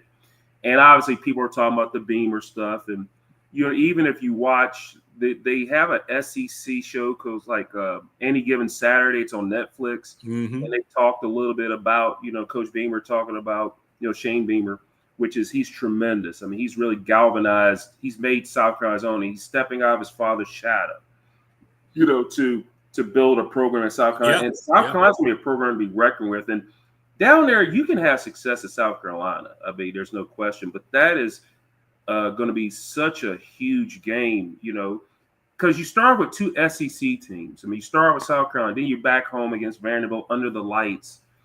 If Tech, can get off and win those games, it sets yourself up, because then you have games later that you should be able to win. But it's going to be so much key. If you play well, anything can happen.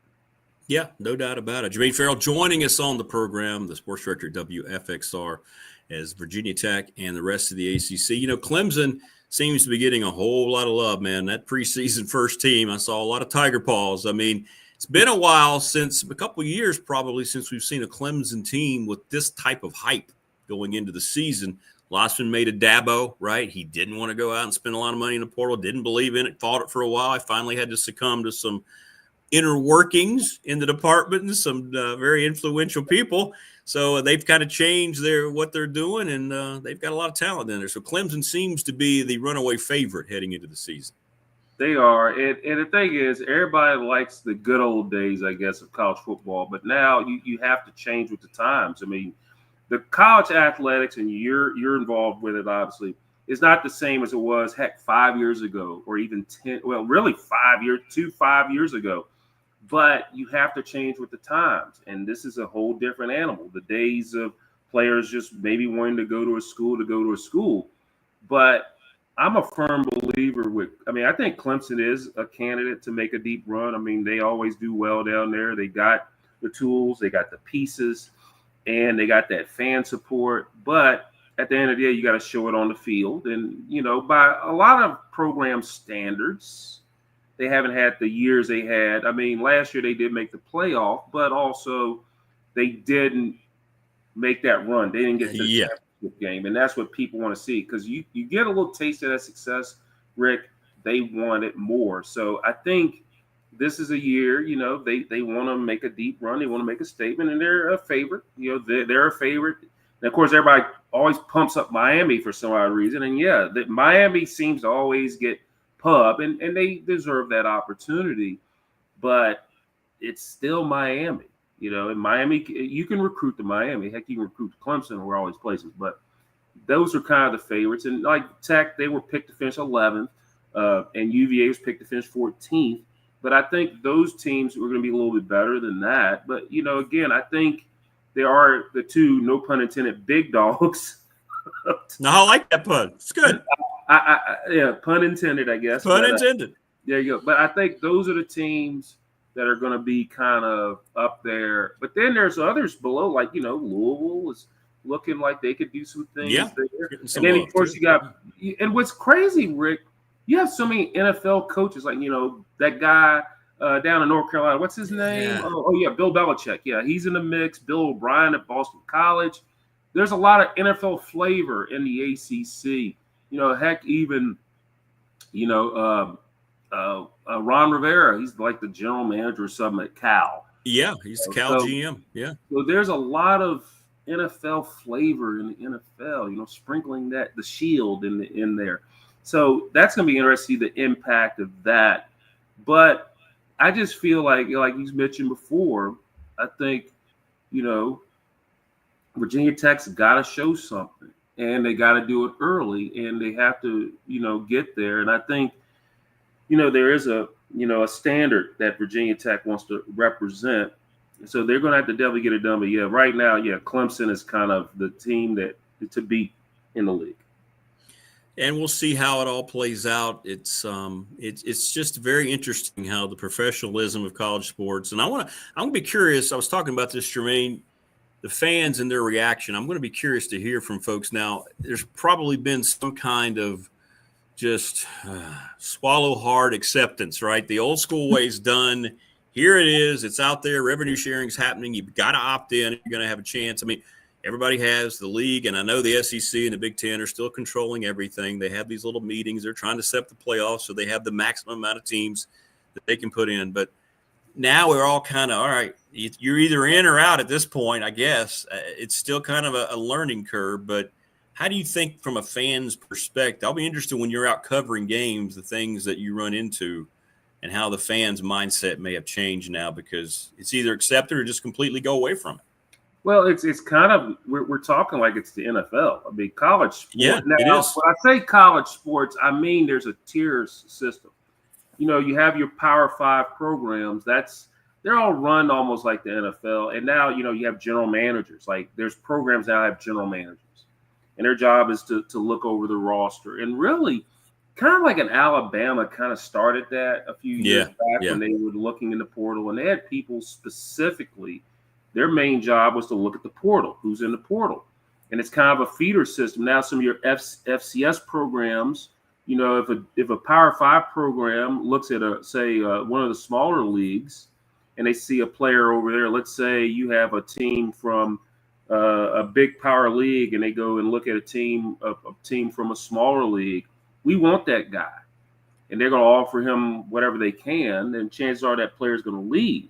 No, so it's almost like a domino effect. It's like big boy football is way up here, and it's either you can play with, again, the big dogs, or you can stay on the porch. I think that was an old saying. Someone said that. It is. Stay on the porch. So now it's like, okay, if we want to compete and if we want to be the guys, we got to do that. Now, it kind of a trickle-down effect. And that's why if you're a high school kid and if you get an opportunity to play college football, you take it and run with it. Because guess what? Unless you're like a 5-star or something like that, they're going to look at these transfer portal because nowadays they got to win. Coaches got to win. Got to win. 2 years. So in 2 years, they have to win. And so you're going to look at players that got experience. I mean, if it's a high school kid, you know, with the pedigree, yeah. And that's why when I go to these signings and I see these kids, I say, I'm so excited for them to sign. And it doesn't necessarily have to be, you know, the big school. It could be D2, D3, because it's so much harder for high school kids to sign at a college now. They got to work their keister off to do that. And it's so 100%. It's hard. And that I've heard the coaches when they talk to the kids during signings, they say, hey, you know, it's tougher and it's harder. Because nowadays, you know, they hit that portal. So, you know, it'll be interesting to see how it goes. But, yeah, it's more of and I think the fans, as long as the fans don't mind it, I mean, I think they're the old school guys that wish it was back in the day. Hey, kids, you went to the school because you loved the school, or you went to the school because you got a scholarship or something like that. Those days are long gone. It's almost like, okay, how much? Absolutely. You know, what can I get? You know, what are you going to offer me? And I think kids, because there's an old saying, all money ain't good money. That's 100% correct. So if a kid is going to a school just because they can get the biggest bag, but guess what's going to happen? If they don't like, let's say if the coach gets on them or the coach says something to the kid might say, well, you know what? I know this school over here was looking at me earlier this year. I might go over there. So it's nowadays, and then the transfer portal is, like I said, I mean, it has opened up the door where kids, if they don't, it's almost like college kids got to re-recruit their kids every year. And it's not just football, it's all sports, really. So they got to re-recruit all the time. It's like, okay, you know, it's always like, you know, you got to re-recruit. And I never thought that would ever get that way. I always thought college athletes should get something, you know, get a little money. But now it's like, wow, we're talking, some kids make more money in college than they would in the pros. No doubt about it. No doubt about it. Well, speaking of re-recruiting, along with all the rest of the cavalcade of guests, I had to re-recruit Germaine Frell to be part of the program. God. Looking forward to having Germaine every week, and also with the high school football 4th and Goal show. And thanks so much, man, for being our first. Now, you didn't have to re-recruit me. I mean, you know. Well, you kind of, you know. No, you got to make your pitch again. Well, you have to. Well, we have a new building on campus. You need to come look. You have to tell me what the setup was. But, you know, it worked out, and I think, like I said, Rick. I mean, when you put a feeler out, and say, okay, who's interested in the show, and you had 11,000 people say yes, we're interested. So, like I said, you do a good job, and I know this is something that you know you love, and you love what these. The shows are. Now, I will tell you this. I know you had those Virginia Tech shorts with the Metro, which is cool. You like that? Phil Williams shorts from Richard Davis. And those were shorts. Like, for the young people who don't realize, shorts were about that size. I mean, they were like that. Those are shorts. That's Those are real. shorts. And I love the old VT logo with the Metro on it. Yeah, look at that. Yeah, look at But that. yeah, VT. But I'm gonna wash this for you, so I'll give this to you. You can hang it up on your wall behind you, but I will wash it. I promise it'll be clean. Okay, that's fine. That'd be great. Yeah. Well, listen, my friend, you have a great day. Looking forward to working with you here on the new program, and keep up the great work. And congratulations on everything. And hello to Yolanda once again. There you go. Hey, and by the way, like I said, just to let everybody know, our Hardy's Friday Night Blitz preview show will air on August the 22nd. You can catch it at 5:30 on WFXR, and then also 10:30 on WFXR in the CW Virginia, and every Saturday at 11 in the morning on CW Virginia. So we'll have all the usual elements we've had before, and we'll have 17 episodes. We'll take you from summer camp all the way through to the finals in December. So it's going to be a fun time. And again, Rick, thank you for having me back on your show. And we're going to ride this thing till the wheels fall off. We will, man. We'll ride it until we can't steer it anymore. Absolutely. Great stuff. Thank you. All right, my friend. Thank you so much, Jermaine. You're welcome. All right, there you go. That's Germaine Frell, sports director at WFXR, and we appreciate him in every way, shape, and form. Great stuff. And I don't think anybody, I think there's probably been two people that cover high school sports the way it needs to be covered in this area, and it's been Mike Stevens and Travis Wells. I should say three people.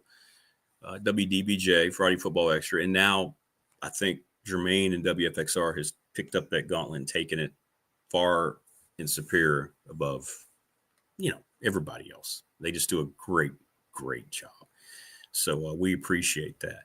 So absolutely, Randy. Good morning, Randy Thompson. By the way, I haven't thanked everybody I need to thank yet. Randy Thompson, he and I have been working together all summer, and Randy is a major part of why this show is here today. Randy kept me intertwined in the possibilities and wouldn't let me just kind of whatever. And yeah, no doubt, as Randy points out, Fourth and Goal show, that's a tribute to the late Dan Callahan. And by the way, I want to thank, speaking of Dan and Pulaski Papers, Mike Williams, partner of the program, everybody at the Patriot in Pulaski, Rodney Young, all you folks. Thank you so much for reaching out, Mike. I will be doing a column on that page, in that paper every week.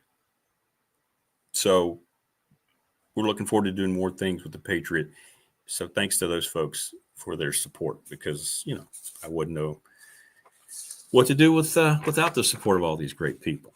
I mentioned that we are doing the show now live here in Reiner, and we are officially the Family Fencing Studios here in Reiner, and we appreciate Jason Green, and we're excited. What's great too, we're kind of starting things up in this manner here on the program, and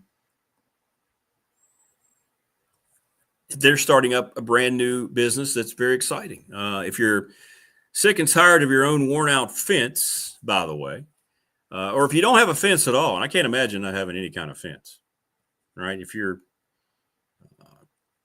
got to have a fencing, but anyway. Let Family Fencing give you the yard and your upgrade that you deserve. They have a no-dig installation system. They build a strong, beautiful fence.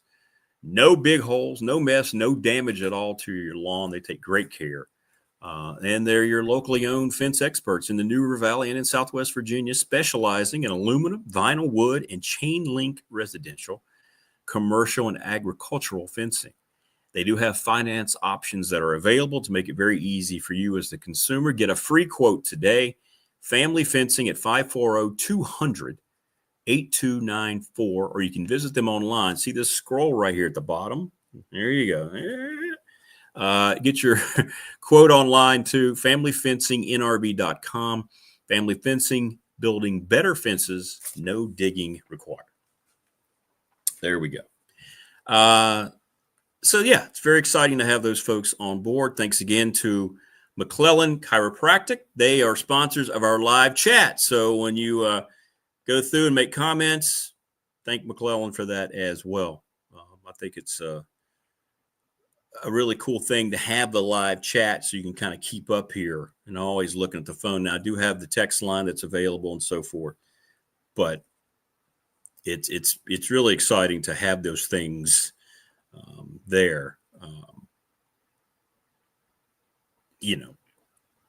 because it just adds different elements. I'm getting a lot of comments too. Thank you so much for how the show is looking. Yeah, this whole StreamYard thing it makes it very convenient. And like I said, I had to make a change because it wasn't something that was working in the other variety. So really on Friday, I had to make an executive decision to change how I'd planned on doing the new show. And that's pretty late considering that the show starts on Monday, but it wasn't working. Mechanisms were too difficult to figure out, I think, to make it go seamless, and I would be scrambling the whole time.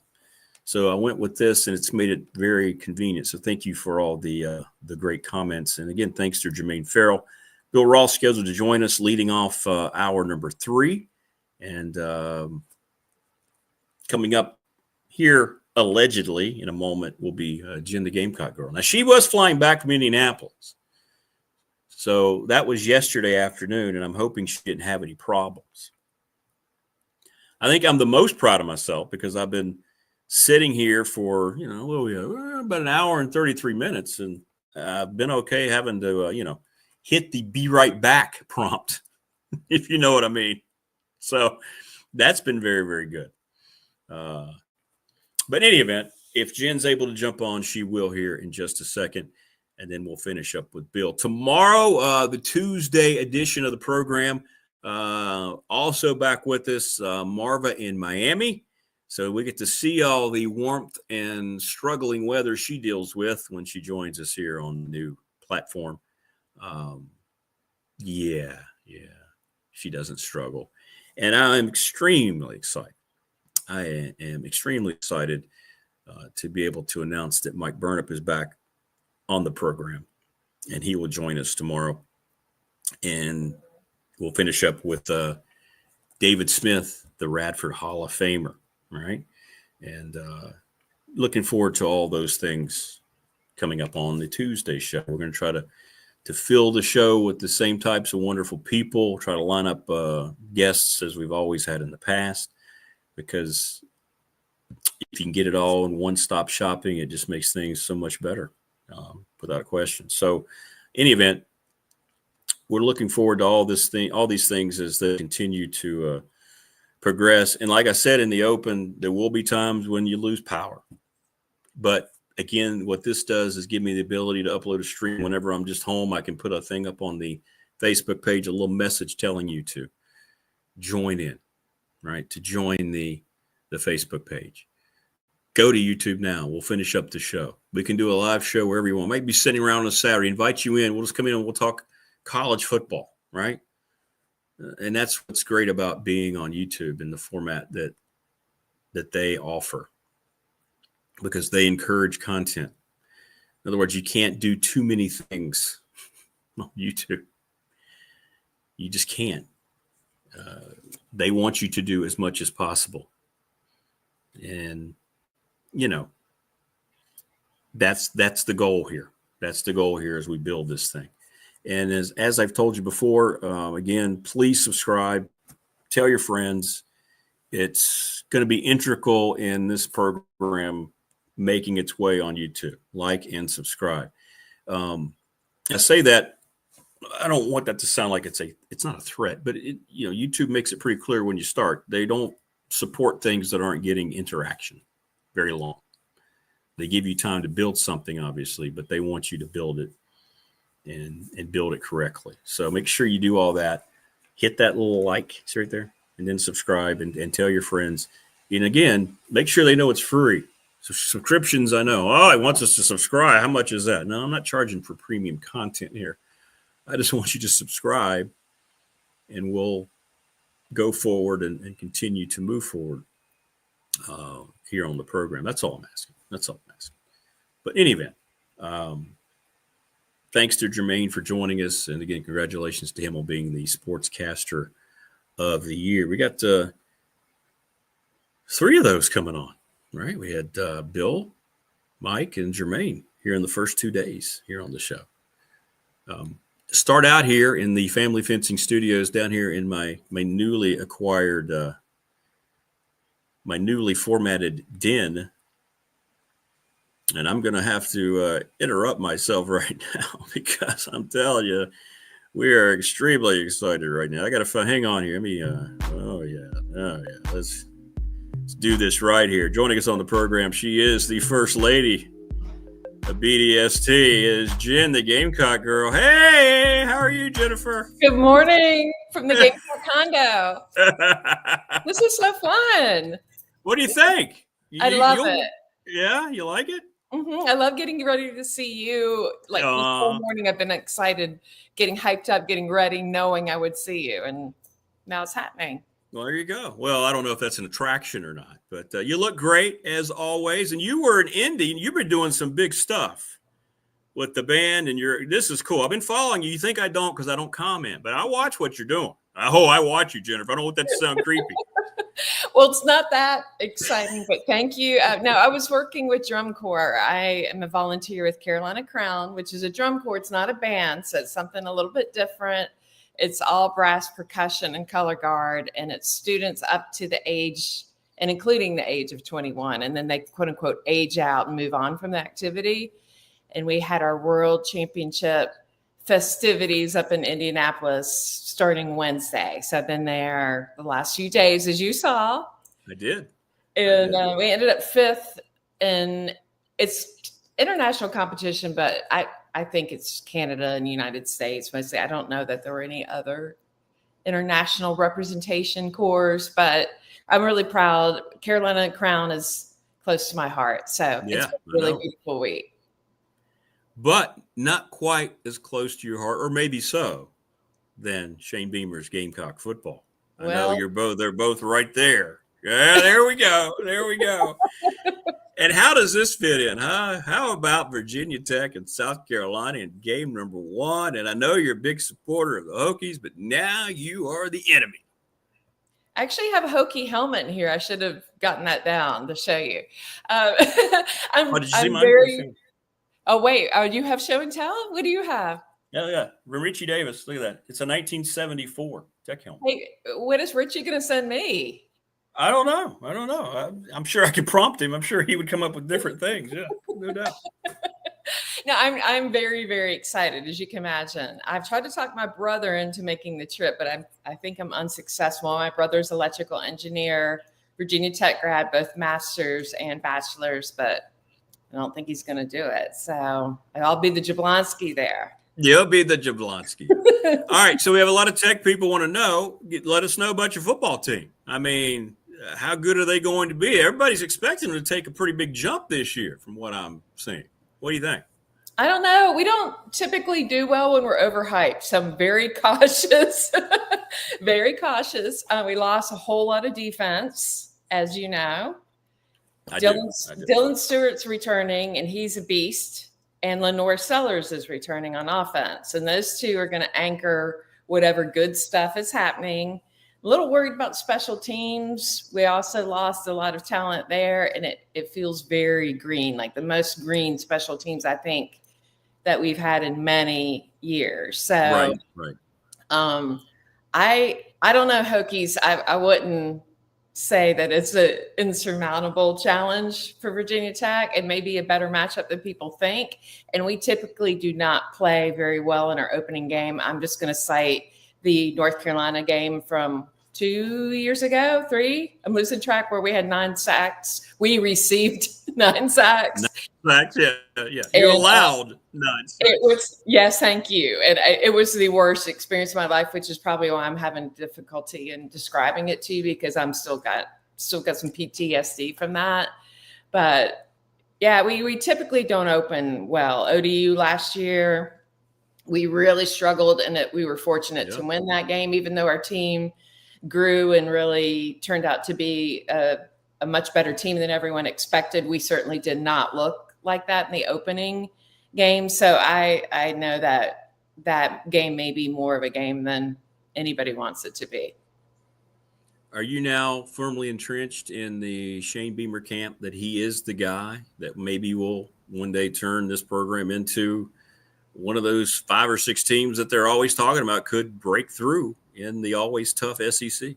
I am. I mean, he's already done a lot better than many people thought he would and said he would, and he's exceeded expectations. So, again, we're not Alabama. We're not this program that has this wonderful history of success. I think, we had 8 bowl games before we finally won one. Is either 7 or 8, I think.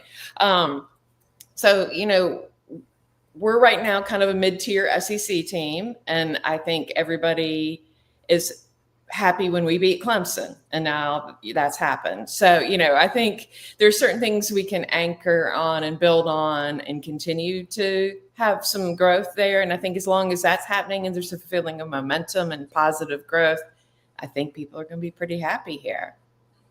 Well, and people don't know now.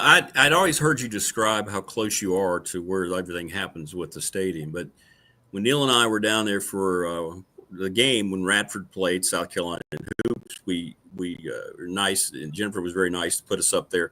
So we stayed, and it's crazy when you walk out. I didn't realize all you had to do was turn a corner, go across the street, and there is Williams-Brice just staring right at you. Now, I was talking about how great it is on Fridays here in Reiner when I can hear high school football, but boy, you're right in the middle of the whole party.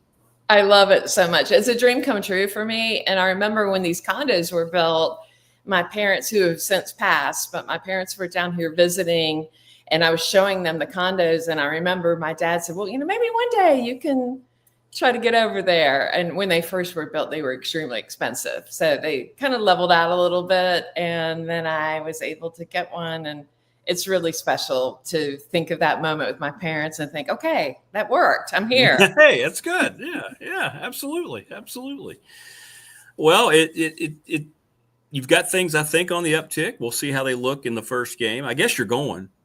I am going. Yes. Yeah. I would not miss. I was very disappointed when Neil, my brother, gave it the thumbs down, but I feel like a lot of my Hokie friends aren't that excited about it. I don't know. Maybe it's just long enough of a trip that it's not as appealing, and the team has not been as strong as they had hoped it would be. I think, yeah, that's what it is, I think. But those who are going, my friends from Christiansburg, I hope that I'll be able to catch up with people and see some friends and have a drink and celebrate the poultry mascot team. That's true. That's very, very true. When was the last time we played? Was it 92? Yeah, I think so. 92. I was in the band at South Carolina, and I think we played at Virginia Tech the last time that we played, if I remember correctly. Do you feel like, I guess you mentioned that about, how Tech fan, what they're going through right now. You've had to go through it, right? I mean, you've had to go through it. I mean, I know you go and you kind of, but you've always been, they're probably not going to do well, but I'm going to go and support it. I think that's become a little harder today, especially with what money's going to be made by certain players. And I know I won't ask for specifics, but I'm guessing that your roster. Well, let me ask you: have you heard estimations of what the South Carolina roster might have been invested in this year? I don't have a total number. I've heard Dylan Stewart that it was heavily promoted when he was "quote unquote" re-signed last year, that it was in excess of $1 million. But I don't know. Come on. I don't know the team total. I've heard rumors about Lenoris's compensation, but I don't know what it is. Oh, I've lost your visual. Yeah, I was taking a drink there. I didn't want to oh, okay. Yeah, I just didn't want to. Have a camera. But you see what I did? I got a nice little avatar there. Did you see that? I see that. I like that I participated in that. I told you to make yourself more grumpy looking. You did. The dog looks too happy. And there you go. And I said that dog looks too happy and cute. You need kind of a more mouthy, sassy looking dog. Yeah, there you go. So thank you for honoring my wishes. Sure. Yeah. Just for you. Well, let's put it this way. There's no way. Sellers alone is going to be making like $2 million, right? I think he maybe 2.5. But I get it, but the thing about it, I know it, and it sounds like mind blowing, but you think about this league and the money. What kind of money are we talking about? You hear that just SEC football being part of that league, what does it create for the athletic department in that whole area, right? It's just the TV dollars alone separates that league. Correct. And as you can imagine, just the money wrapped up in stadium renovations. Virginia Tech's doing some renovations there too, I'm guessing, right? I haven't been. Yeah, that's nice. Yeah. But I think everyone's having to play the game and, maybe lower the total number of seating, but provide more luxury seating and more, particularly here, air-conditioned options because it's incredibly hot and miserable. So, as we invest more in the program, then there's, of course, higher expectation and more pressure to perform, to get more revenue back into it. Take people through, now that I have a visual of your place. I've heard about your wonderful soirees leading into game days. Not those. I won't talk about those. I'm talking about your tailgating, your mass tailgating. You have how many people on a really strong opponent? Say Georgia's coming in or Alabama, and you have people in. How many people have you had up there in the gin pad for tailgate Saturday? Well, technically, we are not supposed to have more than 30 guests, and we have wristbands. But I will tell you really? It's like an amusement park. We do to get in the facility because we have security at the facility, and the security monitors the wristbands. Now, I've heard some of the younger residents here have some creative ways of creating their own wristband simulation. I don't know how they're doing it. That's bound to happen, right? But I knew that things were getting successful here when a wave of people I did not know came to my condo, and they were playing pool here. And I went up to one of them, and the girl looked at me, and she had no idea who I was. She probably college age, I would guess. And she looked at me, and she was like, I got invited here. I'm actually the person that does the inviting. So I don't know, like, who do you know here? And young people had crashed my party. And that's when I knew I'd made it. It's like young people actually want to go to your party, right? The old person's party and play pool here and have fun. So I thought that was a good sign, but they were politely encouraged to leave and move on. So I try to monitor it a little bit more. If it gets too many people, I don't want this is my home. I don't want it trashed. And then, that same young lady also too went in my bedroom where the door was closed and just let herself in and went to my bathroom. No, that's, you're done. You're not going back into Jim's place if you're doing that. Yeah. No, it's too much. Well, I know when we were there, very impressed. It's almost like a museum with the way you have your memorabilia. We can see some of it back there in the background there with the black. Well, see now, okay, you can have a black helmet because you're garnet and black. That's your official school colors. Correct. Thank you. Yes. Thank you for understanding. You can have all the black you want. By the way, you know who doesn't have black as an official school color but seems to be in love with it more than their two main colors? Virginia Tech. Tennessee? Virginia Tech. Tennessee goes black and gray. What's going on in Knoxville? Why in the world do they think? Yeah, you're right. That's true. They've got the gray and is that because of the Smoky Mountains? That's what they say, right? They have that smoky gray. Yes, but to me, I don't know. Like you have such an iconic shade of orange that is so popular. I don't know about that. I guess everybody wants to be South Carolina. You like that? Yeah. Like that swagger. Well, it's true. And Tech has such a unique color scheme. It's there. Nobody has orange and maroon in the country. Nobody.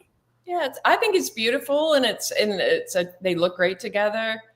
It's the only shade of orange I like. So, you don't like orange or that other team in South Carolina that plays in the other league? Huh? You know, the one that's picked to have a terrific year this year. You don't like that orange? I don't like it. I don't own anything orange. In fact, like if I see a beauty product and it comes in an orange case, I will not purchase. No orange in this place, as you can see in the background. I know there was no orange in there. If I had something orange, it immediately got thrown away. If I'd have pulled something out of orange, it's over with. But well, that's cool though. And the band you recruiting, I know went well. The last time we talked, I think you were finishing up, or maybe you were heading to recruit more, right? Yes. We had a really good season. We had the biggest and best incoming class we've ever had full-time working here.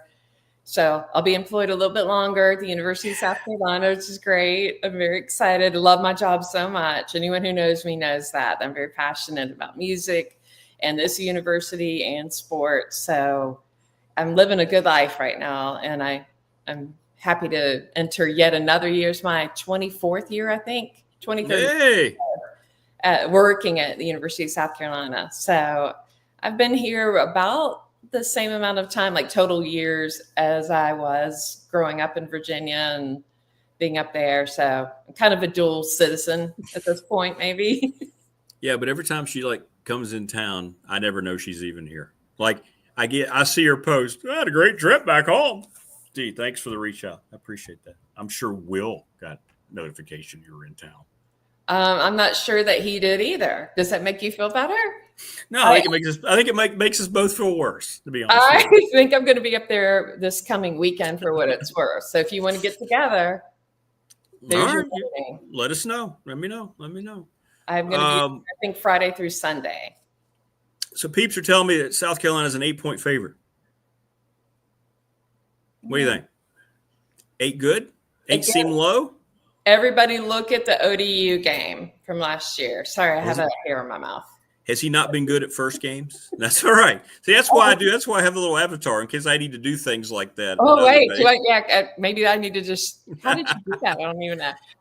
No, I mean, we just really don't play well in the opening game. And that North Carolina game was an absolute nightmare up in Charlotte. We were really wretched, and that's not an exaggeration. And we just are shaky. We're going to be more green even in some ways than we were last year. Like I mentioned, the special teams. So I don't know about the 8. I like to occasionally put a little money into games. No. Legally.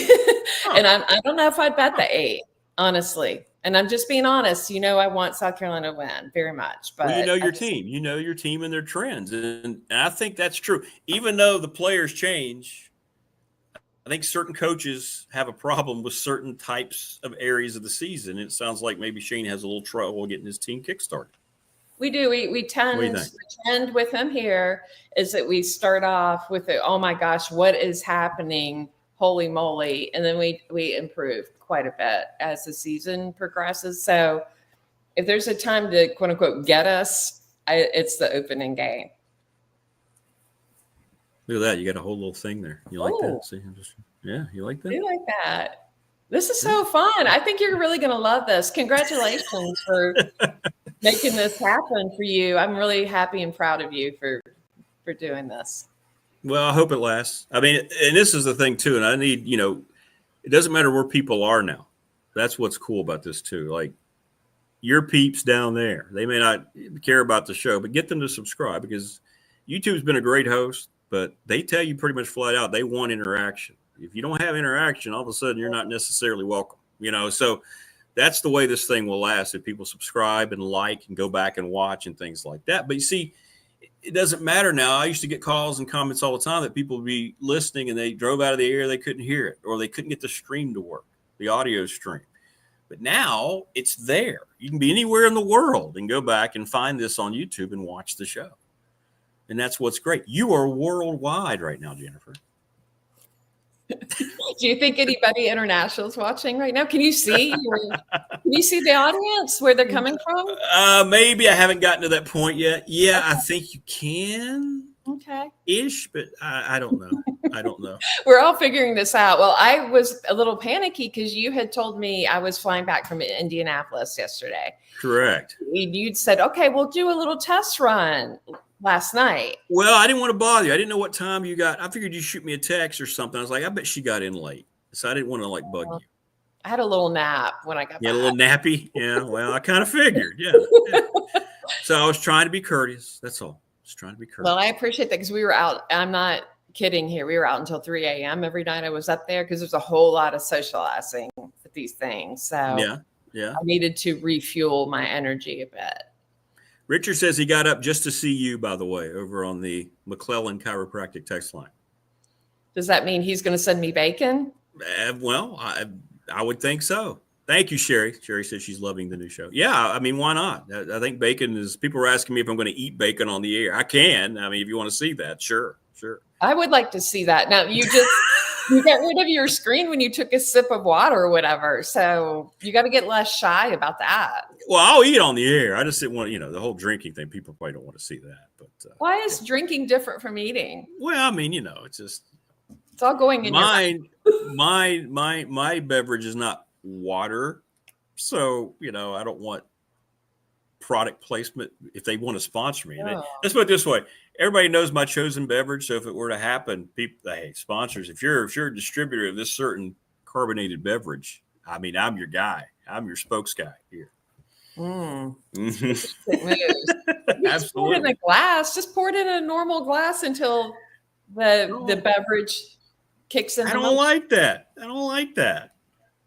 But anyway, how's the bourbon going, by the way? You're going to have that ready for the season, I'm sure. I will have it ready. Well, I could probably show you what that's something that we can do now. So we can do some visuals at some point. Yes, I think so. I think that's exciting. Yeah, I could. I just have to figure out the mic and all that component. But I could show you a few things. Like I could show the viewers from my balcony, the view of Williams-Brice. And yes, absolutely. You can just do it from your phone. And we'd love to see. I'd like to show that off sometime and see the people. It was really cool. I mean, I had no idea you were right there and you were that close. Most people are shocked when they come here, and they don't understand when I say across the street to the stadium, it means literally like yards away. It means right across the street from the stadium. Absolutely, it does. I mean, there's no exaggerating what that means. Mm-hmm. But it's going to be very exciting. We'll see. Okay, so what's your over now? We always do. We're going to go through. We'll have like our prediction of your schedule. Mm-hmm. But what's your rough? What do you expect? I know Tech fan. I've heard from a lot of them. They want 8 wins, 8-4, 7-5. They would think, okay, this thing may starting to be going back. What do you think? Well, when I was in Vegas in May, the betting line was 8 games, and I didn't feel comfortable with it. If it had been 7, I think I would have bet the over. But I don't know. I think 7. I'm going to say 7. 7. We had 8 last year, right? We won 9 last year. You won 9. So you won that last year. You picked 8 or more last year, so you were successful. And I did win money last year, which was wonderful, and I love that when it happens. But the 8, I just didn't feel as good about. Last year, the Vegas line was 6 or 6.5. I can't remember which, but I bet the over, and I felt comfortable in that. But at 8, it's getting, I don't know. It's not a good investment, probably, but it's since lowered. I think it's 7 or 7.5 now. I haven't checked it recently. So it sounds like you've lost faith in your team a little bit. No, I just think I kind of know where we can end up. And I don't know, with the youth part, I got to see this special teams thing, because that's scaring me a little bit. I don't feel fabulous about it, but got to see what's going on. Got to get cranking before I have better thoughts on that part. Well, before we let you go, Texas seems to be everybody's hors d'oeuvre right now this year in the SEC. You're not talking Georgia as much, not talking Alabama. Texas, what are you hearing? Well, the Horn's going to come in. What is this, year 3 for them in the SEC? Is that right? Year 2? Year 3? 2, right? Year 2 in them. So year 2, they're expecting the Longhorns to come in and beat that team. What do you think? They were great last year, and they had much better entry into the SEC than Oklahoma did. And I think everybody kind of thought that both of those teams would struggle coming in. Now, I don't think anyone expected Oklahoma to be struggling as much as they did last year, but Texas certainly another one that exceeded expectations and was quite strong. So they seem well positioned, and they've got the money and the resources to kill it again. Yeah. You won't like that, being a traditionalist in the conference, if some newbie likes that from the Southwest comes in and wins your league. I know that. Well, they were certainly deserving. It's hard to say that sometimes, I think everybody in the SEC wanted to see them struggle a little bit more than they did. Yeah.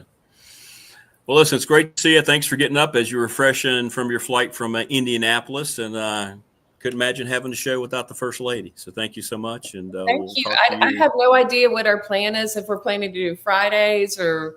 Yeah, I think so. But I wanted to have you on the first one here for the new format. Oh, that's sweet. Well, we'll talk. And if you want to see me this weekend, I usually hang out in the Christiansburg hotels. I don't want to name my specific okay. choice. All right. But we will connect. Okay. All right. Shoot me. Congratulations. Thank you. Be good. You look great, by the way. Oh, thank you. You do. All right. We'll talk soon. I love you. All right. Love you too. All right. Take care. There you go. That's Jen, the Gamecock girl, joining us on the program. And again, she's there you go. There's your South Carolina preview. That's good. That's good stuff, because you're not really sure what you're going to get first game. Sounds like she's a little unsure. Before we head into the last little half hour of the program, we'll remind you that we are broadcasting live from the Family Fencing Studios here in Reiner. And if you're tired of staring at your own worn-out fence or no fence at all, let Family Fencing give your yard the upgrade it deserves. They have a no-dig installation system, and they build you a strong, beautiful fence with no holes, no mess, no damage to your lawn. Locally owned. They're fence experts in the New River Valley in Southwest Virginia. They specialize in aluminum, vinyl, wood, chain link for residential, commercial, and agricultural fencing. And they have finance options available. Free quote, Family Fencing, 540-200-8294. Just look down there, familyfencingnrv.com. We want to thank Germaine Frell. We want to thank Jen, the Gamecock girl. And now we want to welcome to this third iteration of the program, a good friend for a long time, mentor. He is the voice of Virginia Tech football, William Roth. Good morning, Bill. How are you, my friend? Good morning to you. How is your first day sticking your toe into the pool? Going okay right now. Video streaming. Yeah, so far, so good, but as you know, you can't control it, right? Power goes out, you lose connection, you're going to have to reboot. It'll happen at some point. How's your summer, man? That. Well, I'm glad. It's good to be talking with you. We're less than 3 weeks away from kickoff. It was 3 weeks from yesterday that the Tech in South Carolina will play, and our team's camp is open. A lot of new names and faces on the sidelines, in the coach's box, and on the field. And but there's always something really exciting about the beginning of the season. The field looks great. The grass is in perfect condition on Lane Stadium, Worsham Field, and people are getting excited for the start of the season. Every school, every team has optimism at this point. It's the best time of year, isn't it? Because you're right. Everybody's just, who knows what it's going to be, and a crucial juncture here for Brent Pry. But I know you're liking what you're seeing, right? An influx of a lot of new talent. Kyron Drones, this is going to be the year he needs to step forward. I mean, what do you like best, Bill? What you've seen from this team so far? Well, it's been too early, so it's an incomplete grade at this point. I think, in fact, it's funny. School in, I don't know how it is in Giles or Pulaski County, but in Montgomery County, I think everything starts this week. That's right. And for the Hokies, it's almost like the final exam is on the opening day of class with South Carolina. So they have changed a lot. New offensive scheme, a lot of new offensive players, brand new defensive scheme. And that's a lot to put together in a spring ball. And some of the kids didn't show up here till the last couple of weeks. They weren't involved in spring ball. So it's too early to tell. I just know that they have to be really good on opening night, afternoon in Atlanta. There's no question about that. And do you sense that there's, I don't know if pressure is the right word, urgency? I think there's pressure every year. I mean, it's the ACC. They were not happy with their season a year ago. I don't think there's anyone putting more pressure on them than themselves. So yeah, they know they are at a place where expectations are high, but as coaches, their expectations are even higher. Absolutely. And so there's no external pressure more than what they're putting on themselves and what they demand of themselves. And the players want to win. I do like, So to answer your question, I like the attitude of the team. Not that we had a bad one a year ago, and not that there was poor team chemistry, because that would not be accurate. But talking to the players this offseason, they said, maybe there were some clicks. The offensive groups hung together, and it wasn't as cohesive as it could have been. And so that was something that has really nothing to do with football and more to do with organizational skills and leadership things, those types of things that, whether it's sports or business or academia or whatever it is, right? You want a good working organization. So I think that's one thing that's different. And as Coach Prime mentioned last week in Charlotte, Rick, they spent a lot of time talking about game management, clock management, that type of thing, because, and this is a crazy cliche, but winning in the margins, that's what cost Tech a year ago. It necessarily wasn't a talent or game plan or getting the breaks. It was not winning in the margins and taking care of some of the little things that could have made a difference. Yes, they lost a couple of games in overtime, but if you go back and watch, neither game should have gone to overtime. That's right. That's right. And when you look back at it months later, and our coaches did a really good job of this, you take the emotion out, you take the crowd out, and you're just looking at the analytics of it and decisions that were made. Coach Pry talked about this in Charlotte, and then again at our media day here last week, that those little things, as we know, aren't really little things. That's exactly right. They're trying to do better in that regard. Bill Roth joining us on the program, the voice of Virginia Tech football, as we head into 2025, as Tech will take on South Carolina. New coaches, new coordinators, a lot of buzz. I've heard some good stuff, the kind of the energy, the vibe. What kind of sense you get from the new members of the staff? Well, they're experienced guys. Coach Montgomery has done this a long time. He's called plays and developed quarterbacks whose records at Baylor may never be broken. That's right. And they scored a lot of points, put up a lot of yards, and won a Heisman Trophy. And at Tulsa, they scored a lot of points too. His system is different than what Coach Bowen did. It's different than what we've had at Tech. The question is, do we have the personnel to execute that? And in talking with Phil, we're not gonna run 110 plays. It's not going to be tempo at all times. He wants to have that opportunity to do it when necessary. But I don't know that the Hokies are going to run as fast as Baylor did back then. But they're going to have the opportunity to do it. And he wants them to have that skill set, have it in the playbook, so to speak. It really comes down to drones. He has to perform at a really high level. And that's true for every team, right? Mediocre quarterback play, mediocre season. And so if you're going to have a really good season, you need things to really click. And I think Kyron, he's a more mature guy than he was a year ago.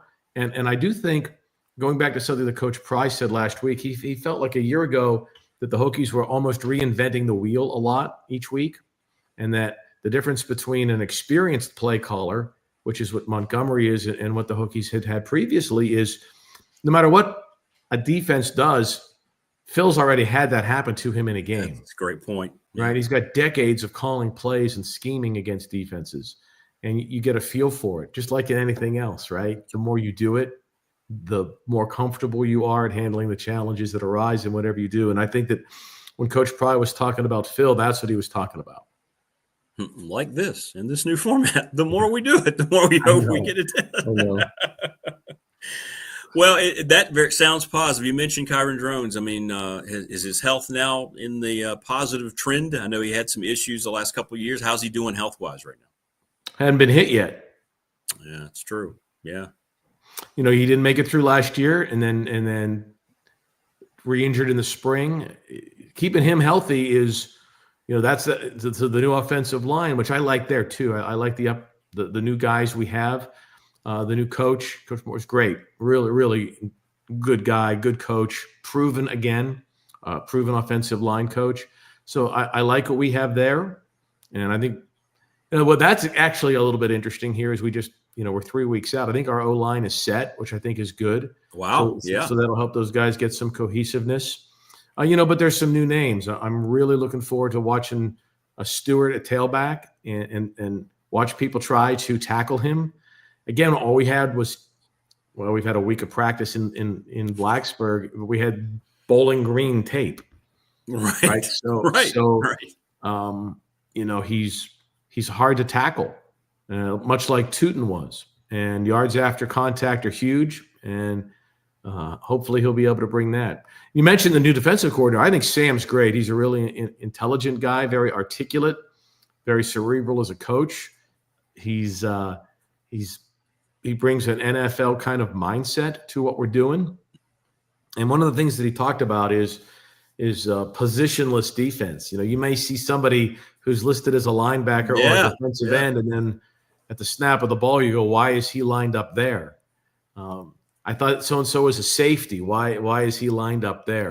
And that does give the Hokies an advantage against the Gamecocks in week 1, because do they look at Sam when he was at Wofford? Do they look at Arizona Cardinal tape? We didn't do a spring game with any new schemes. And a lot of what we're going to do is unknown. It may look a lot like what we've done with some tweaks. It might not. And I think that's what South Carolina coaches have to deal with here, is the unknown. What are the Hokies going to do? What are they going to line up? Because, it's really interesting, not to compare our 04 team to the South Carolina, to the USC 04 team. When the Hokies started the 2004 season, they played SC at FedEx Field. Right. And that was a really good team. They had 2 Heisman Trophy winners on that team. They had Matt Leinart and Reggie Bush, right? And they were very conservative against the Hokies. And they had much bigger fish to fry than a cross-country non-conference. This is USC in 2004. Right. They had much bigger fish to fry than the opener. Right? Their goal was to win the national championship on the table, which they did. Well, if Matt Leinart gets hurt in week 1, it doesn't happen. We can't. They were not going to. We had a really good team. We won the ACC. Right. That was a good team. Right. Yeah. They weren't going to let Vince Hall or Xavier Deebe get close to Matt Leinart. If it's a 7-0 game in the fourth quarter, terrific. Remember that game? Yeah. We had a chance to win that game. Hokie fans probably remember a very controversial offensive pass interference call in the fourth quarter of that game. But I think the same thing is true here. I think that while this is a very big game, South Carolina is not looking at it as they have bigger fish to fry. That's a great point. And the Hokies do too. They can't get drones hurt in week 1. And so if you don't know where the blitz is coming from, you're certainly not going to put your quarterback in a situation where he's going to get hammered. So I would say that you're going to see early. It would not shock me at all to see both teams be a little conservative just to see what the other team is going to do. Because we can't lose Kyron Drones in the first quarter against South Carolina. Right. And they can't lose their guy. So when you have no idea what the other team's going to do defensively, which is what the USC Trojans dealt with in 04 with the Hokies. And week 1. And again, I'm not comparing what Shane has to what that team had, but it's kind of similar in an opener. When the Hokies played Alabama a few times in the opener, you saw the same thing. You saw very conservative play calling. The teams that the Hokies played, the Alabama teams, if you go back and look at the quarterbacks and the receivers that they had against us, those were some really lower scoring first halves. Right. Same thing. Coach Saban's not going to get his QB hurt in the opener because we all have bigger goals in mind. We have conference championships to go for, and it's a big game, but you don't know what the other team's doing, and you don't want to get your quarterback with a rib injury in the first quarter because you're trying to be a little bit over-aggressive. Well, it's a great point, Bill. And you've told me that many years. Like game 1, especially when you have coordinators like that, you don't know the unknown. It's so difficult, and the approach, you have to make a decision early on how you are going to approach it. And you're right, South Carolina probably has some of that. Although Shane obviously has got a little more intrigue coaching against his former program than maybe some other coach there. But you're right, their mindset might be, all right, we got to get this one out of the way. We got to take care of it, and then I think it's the same for the Hokies. Yeah. I think it's the same for the Hokies. You can't – the ACC games are more important. And every game is important, right? But my point is, if you're the other team, if you're South Carolina's offense, what are we doing on defense? We don't know, and neither do they. And that's a real advantage for the Hokies going into this game. Is you don't know. I think a week one win for Tech would be huge for our emotional psyche, for the program. I think it would be great. But it's only, if the Hokies do win, you have to build on it, and so you have to look at the perspective of the whole season. But I am excited about it, and I think it's going to be a great opener. I asked someone the other day, would you rather be opening with an FCS team? I was on a show with Kenny Oxendine. He said, the Ox. Would you rather open with an FCS team that you're a 4-touchdown favorite to beat, or an SEC team that's ranked in the top 15? And he said, I think this year I'll take the FCS team. And I laughed, and I said, I see your point, but I looking at South Carolina's track record in openers and the things that can happen in week one, I kind of I'd rather play South Carolina when they have no idea what we're doing, so to speak. Pop Watson, you mentioned if something happens to Kyron Drones, how has he developed this year after he finished so strongly last year? He had he played well. He played well against UVA. I think that going back to what we talked about, I think keeping Kyron healthy is really important. I gotcha. I think Pop's good. I think that he's a really good quarterback. But for the Hokies to get to the point where they want to be, I think keeping Kyron healthy is good. Is really important. But Pop's worked really hard. He worked out with a quarterback, actually Mike Vick's old QB coach. And I talked with him. He says, Pop's got a much stronger arm than you think. Pop has a stronger arm than people think. And in our offense, when he did play last year, we didn't see that a whole lot. But they saw it this past spring and summer when he was working out with his other QB coach. And now with Coach Montgomery, there's going to be a little bit more downfield passing. So you might see him and Kyron in the game at the same time again, right? So keep your eyes open on that. But I'm glad Pop's on our team, and I think that he's got a chance to help us at some point for sure. Well, and speaking of teams, I know it becomes such a staple. I think we all take it for granted, but another year in the booth coming up for Bill Roth and Mike Burnham, who will be on the show tomorrow. I mean, what is this for Mike? Is this year 43 for him overall? Something like that. There's a lot of rings on that tree.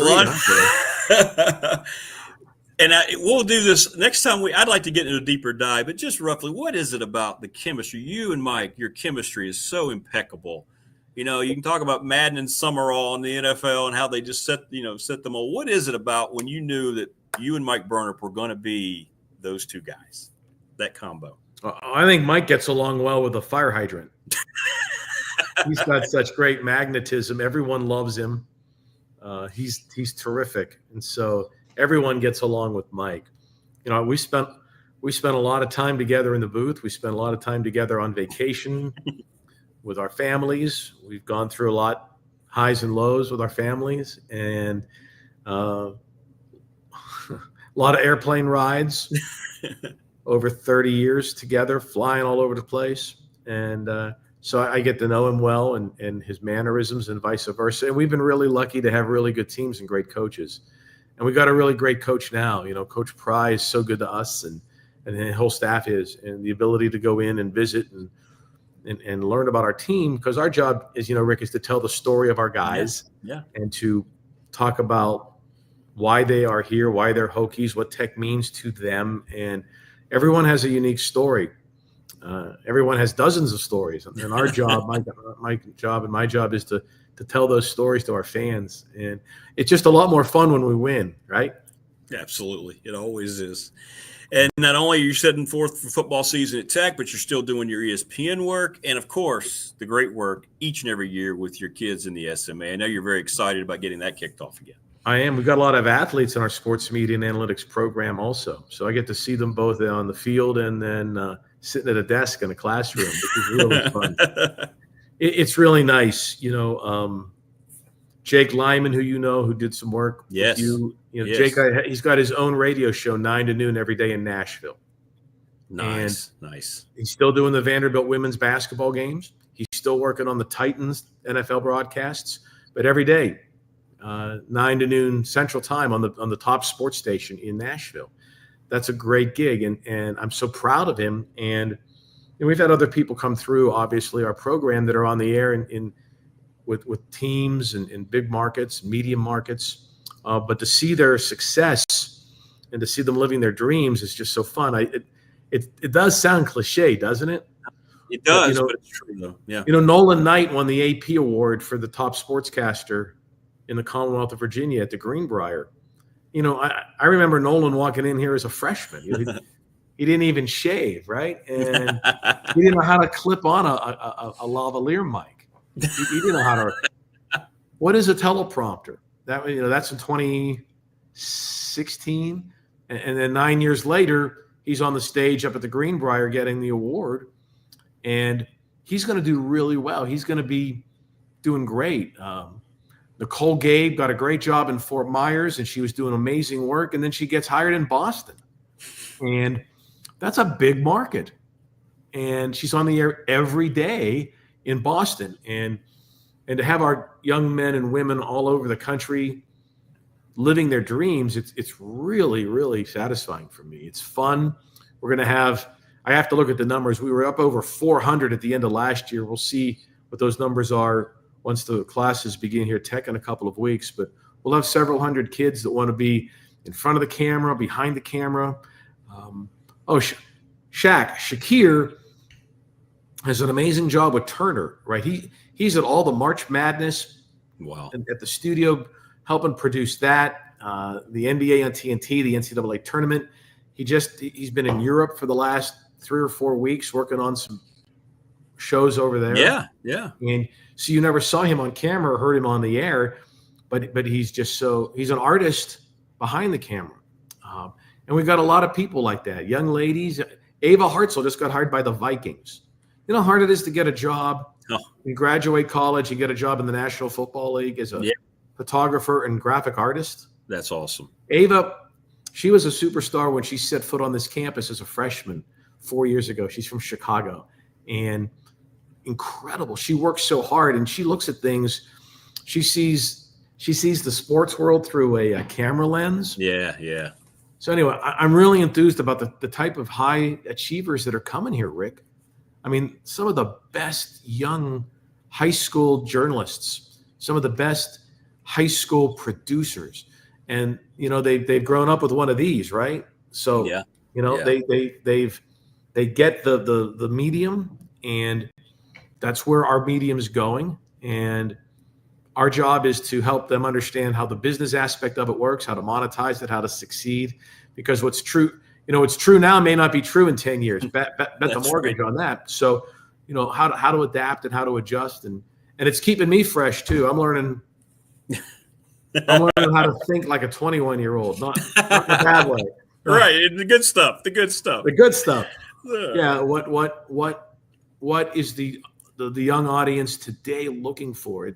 They're not doing a lot of long form viewing and listening. They're doing you got to get that message across in a hurry.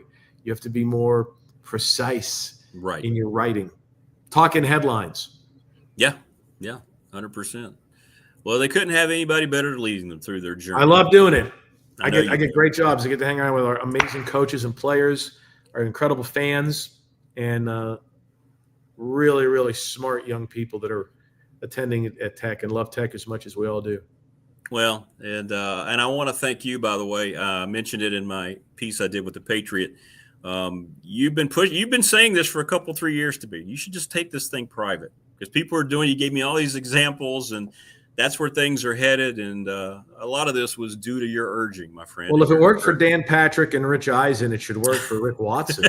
Well, maybe a little different. We're not reinventing the wheel here, pal. True.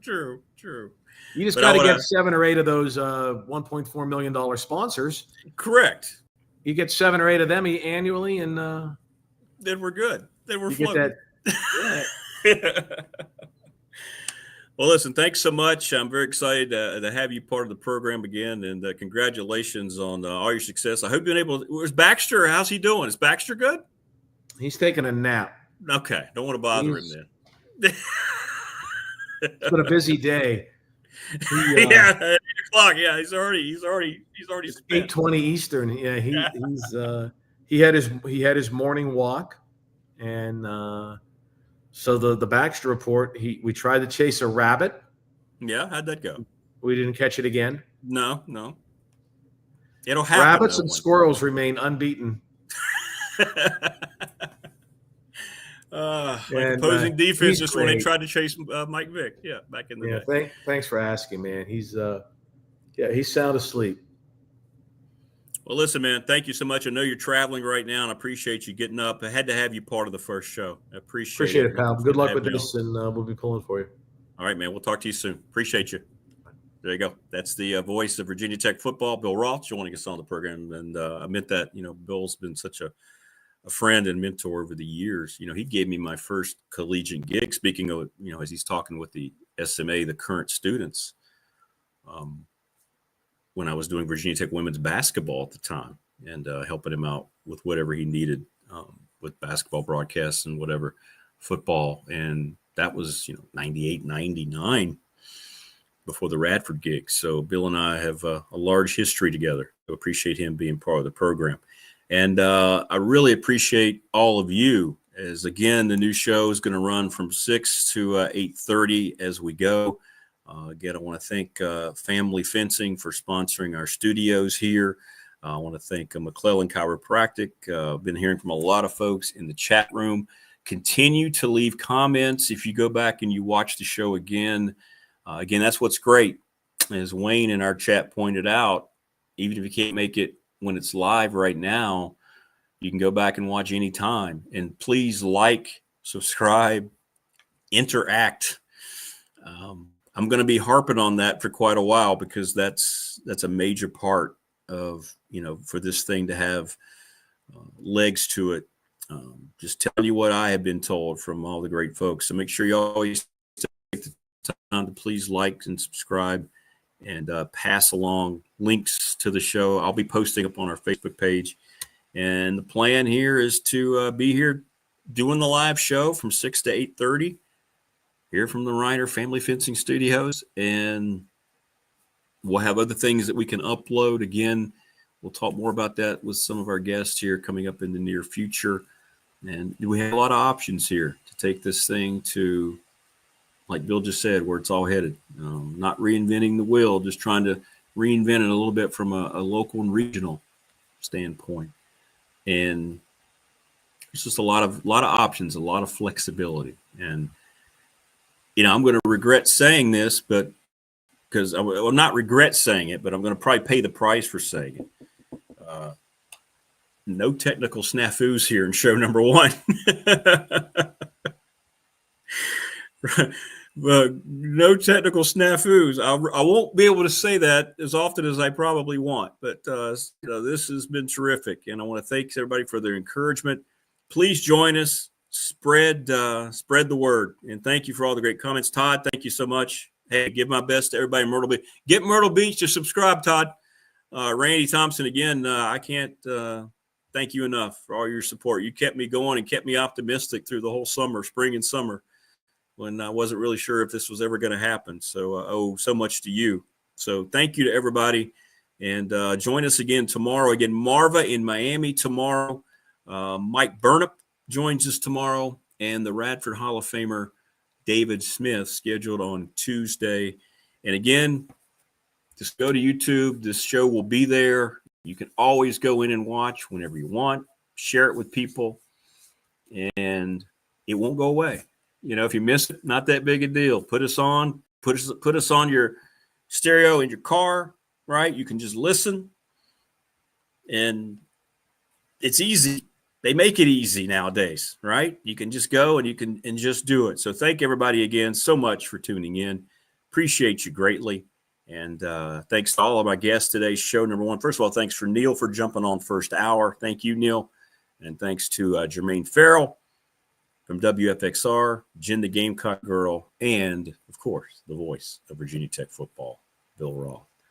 All right, everybody, I am out live, and look forward to talking to you. Please, again, leave comments. You can just populate that as the show sits there when you go back and watch, just like you watch anything else on YouTube. And again, subscribe and like. I know that'll become annoying, but I'm going to have to hit it pretty hard here in the first month especially. So please continue to join us, and we'll see you tomorrow, show number 2. Everybody, take care. Enjoy the rest of your money. Thanks for making us part of your morning, and we'll see you tomorrow here. BDST on YouTube. Take care, everybody.